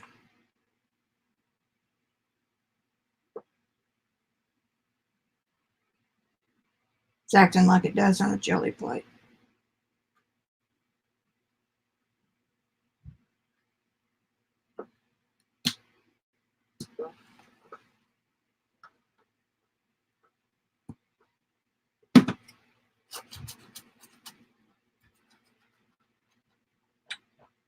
I'm gonna have to think up something else to do with you guys tomorrow. So please, if you have any requests, let me know. I'm gonna let that dry just a little bit before I torch it, because it's wet.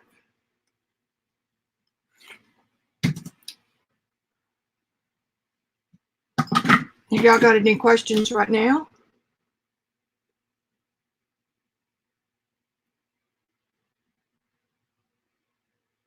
So let's review what we did. We did a collage piece using a piece of tissue paper and ink.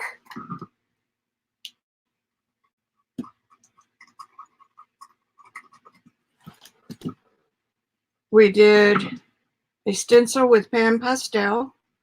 We did a stencil with eyeshadow. We did multicolored crayon through a stencil to show you that it's not so hot it doesn't ruin your stencils. And now we're waiting on some India ink to dry.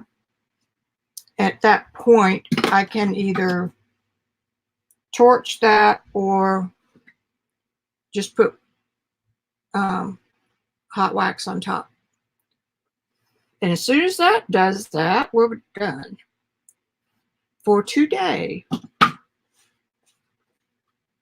Tomorrow I might work with a little bit of colored wax. I hesitate to do that because I know y'all don't have it. Well, I buggered that up real good right there.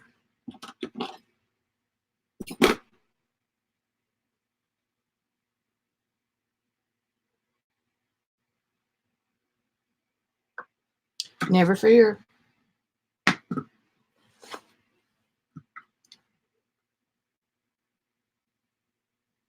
This is Encaustic. It's a push-pull thing, just like everything else we do. Yes, you can, Kim. Takes quite a bit of wax to hold them. Or medium, excuse me. I keep saying wax. I need to watch my verbiage.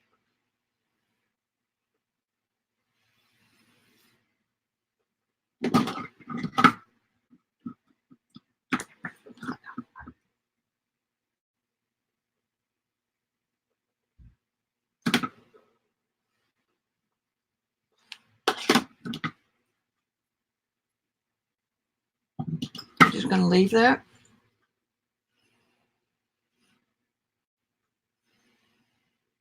Come on and dry.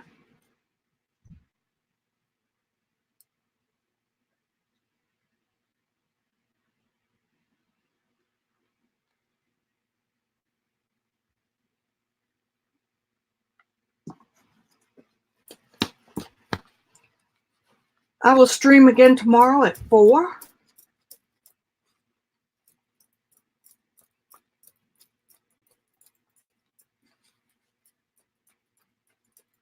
I am drying this ink off.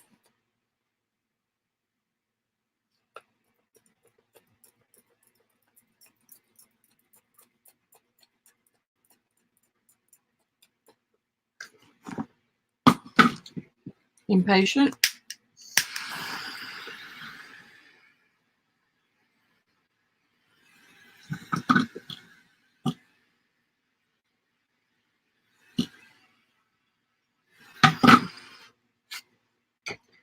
Okie doke. Now I'm going to put a coat over the whole thing.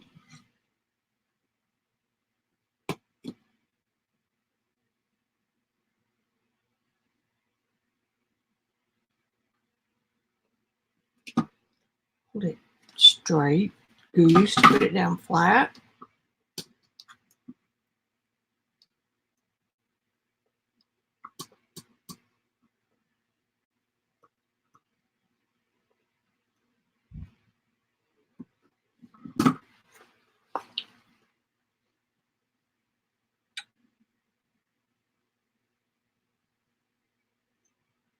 Oh my God, Wendy.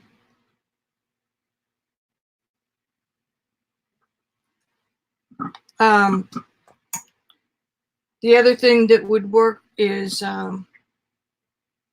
be cool would be cutouts from your Cuttlebug.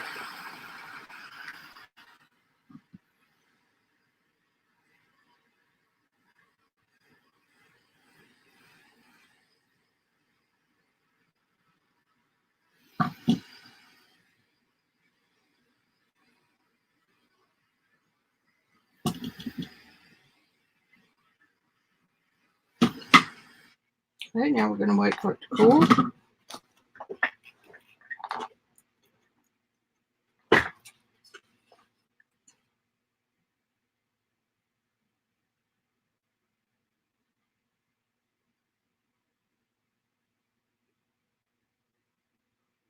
Yeah, I told you guys yesterday that there's a whole industry of encaustic on top of portraits. But that requires that super thin technique I told you about in the beginning.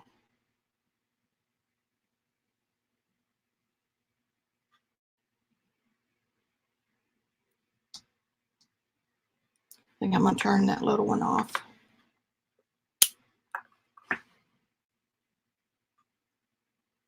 Letting it cool.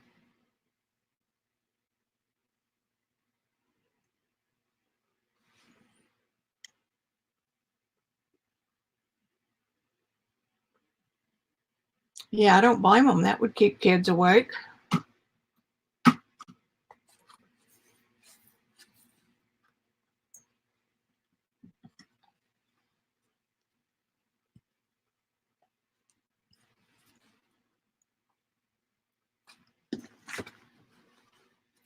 We're just about through.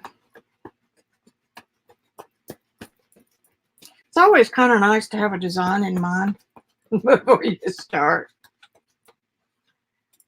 Welcome to Wiki World. We just fly by the seat of our pants.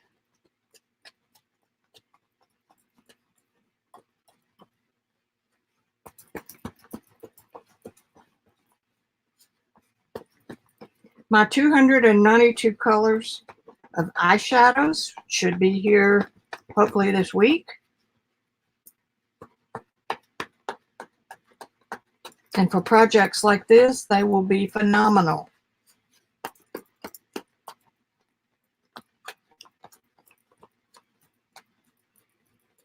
And like I tell everybody, pan pastels are expensive because they are an artist quality material.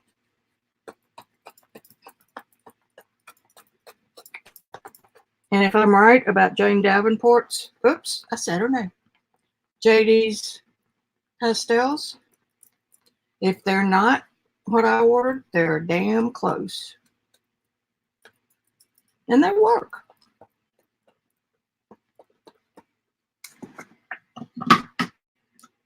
Almost. I'm going to do this.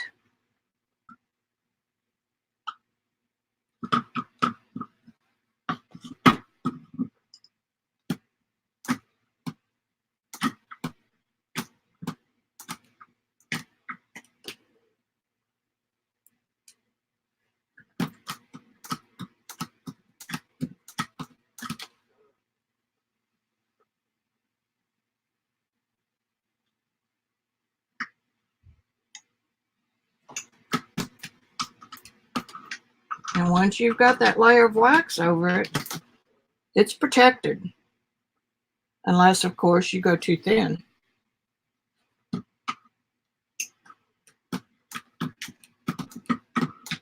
I apologize for the messes I made here.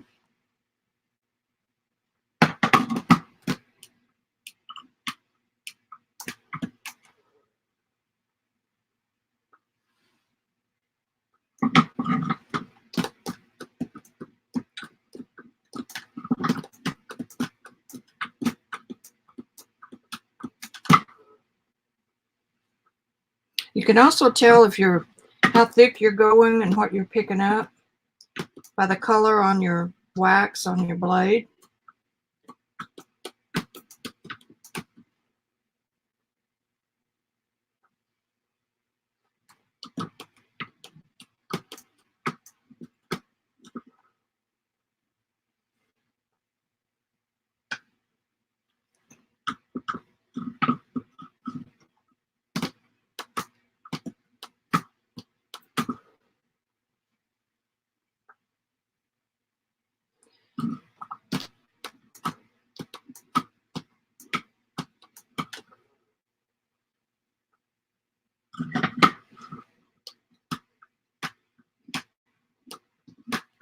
I think I did that one already.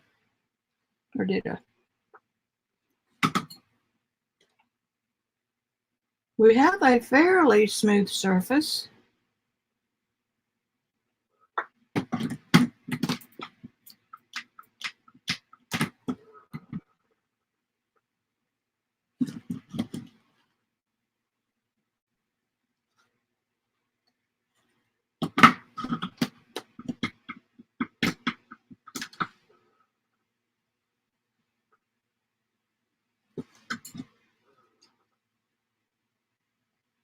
One more heat thing.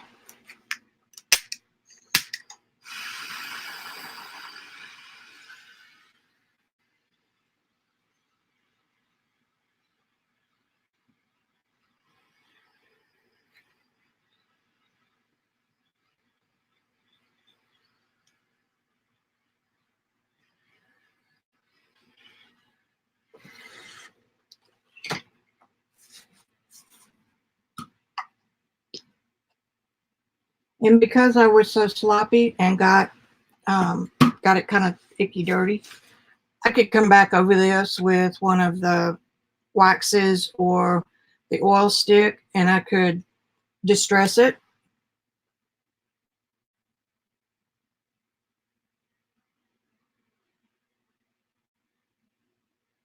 Ooh, that's cool, Kim.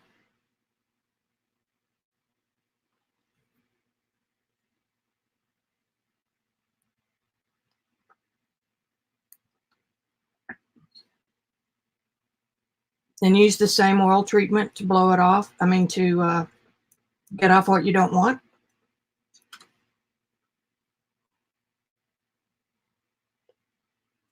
Got a little booger right there.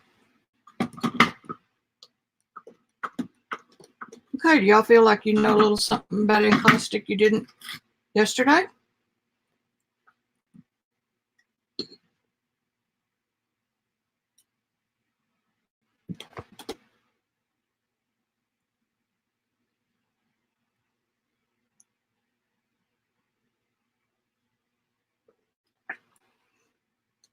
I like winter, fall and winter, because I do not like hot.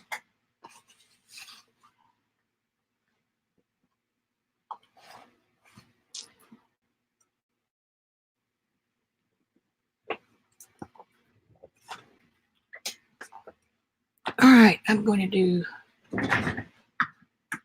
one more buff.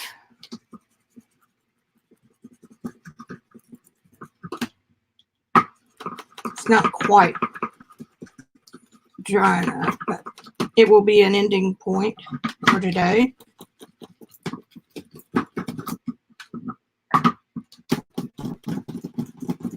It's grabbing a little bit.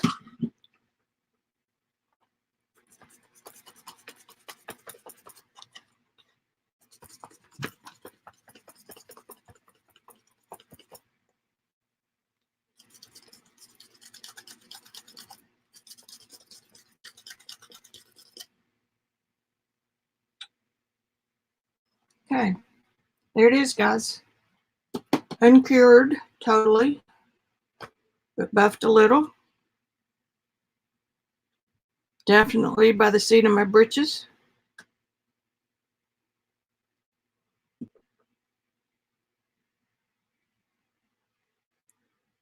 Yeah, I would.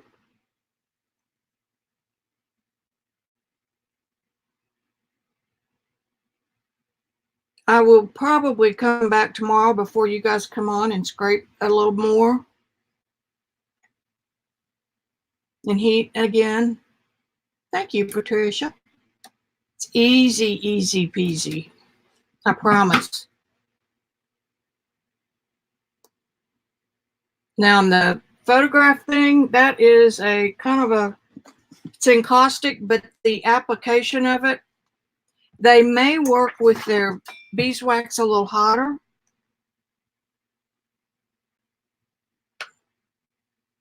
To ensure a little more of a smooth finish.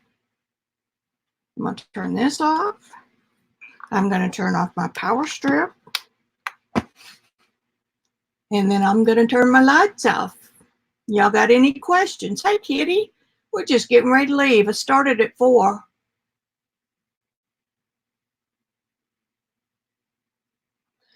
The more it cures, the less cloudy it gets. And so this is just brand new. But I see some, you know, I strive for that holy grail of totally smooth, and it's really hard to get.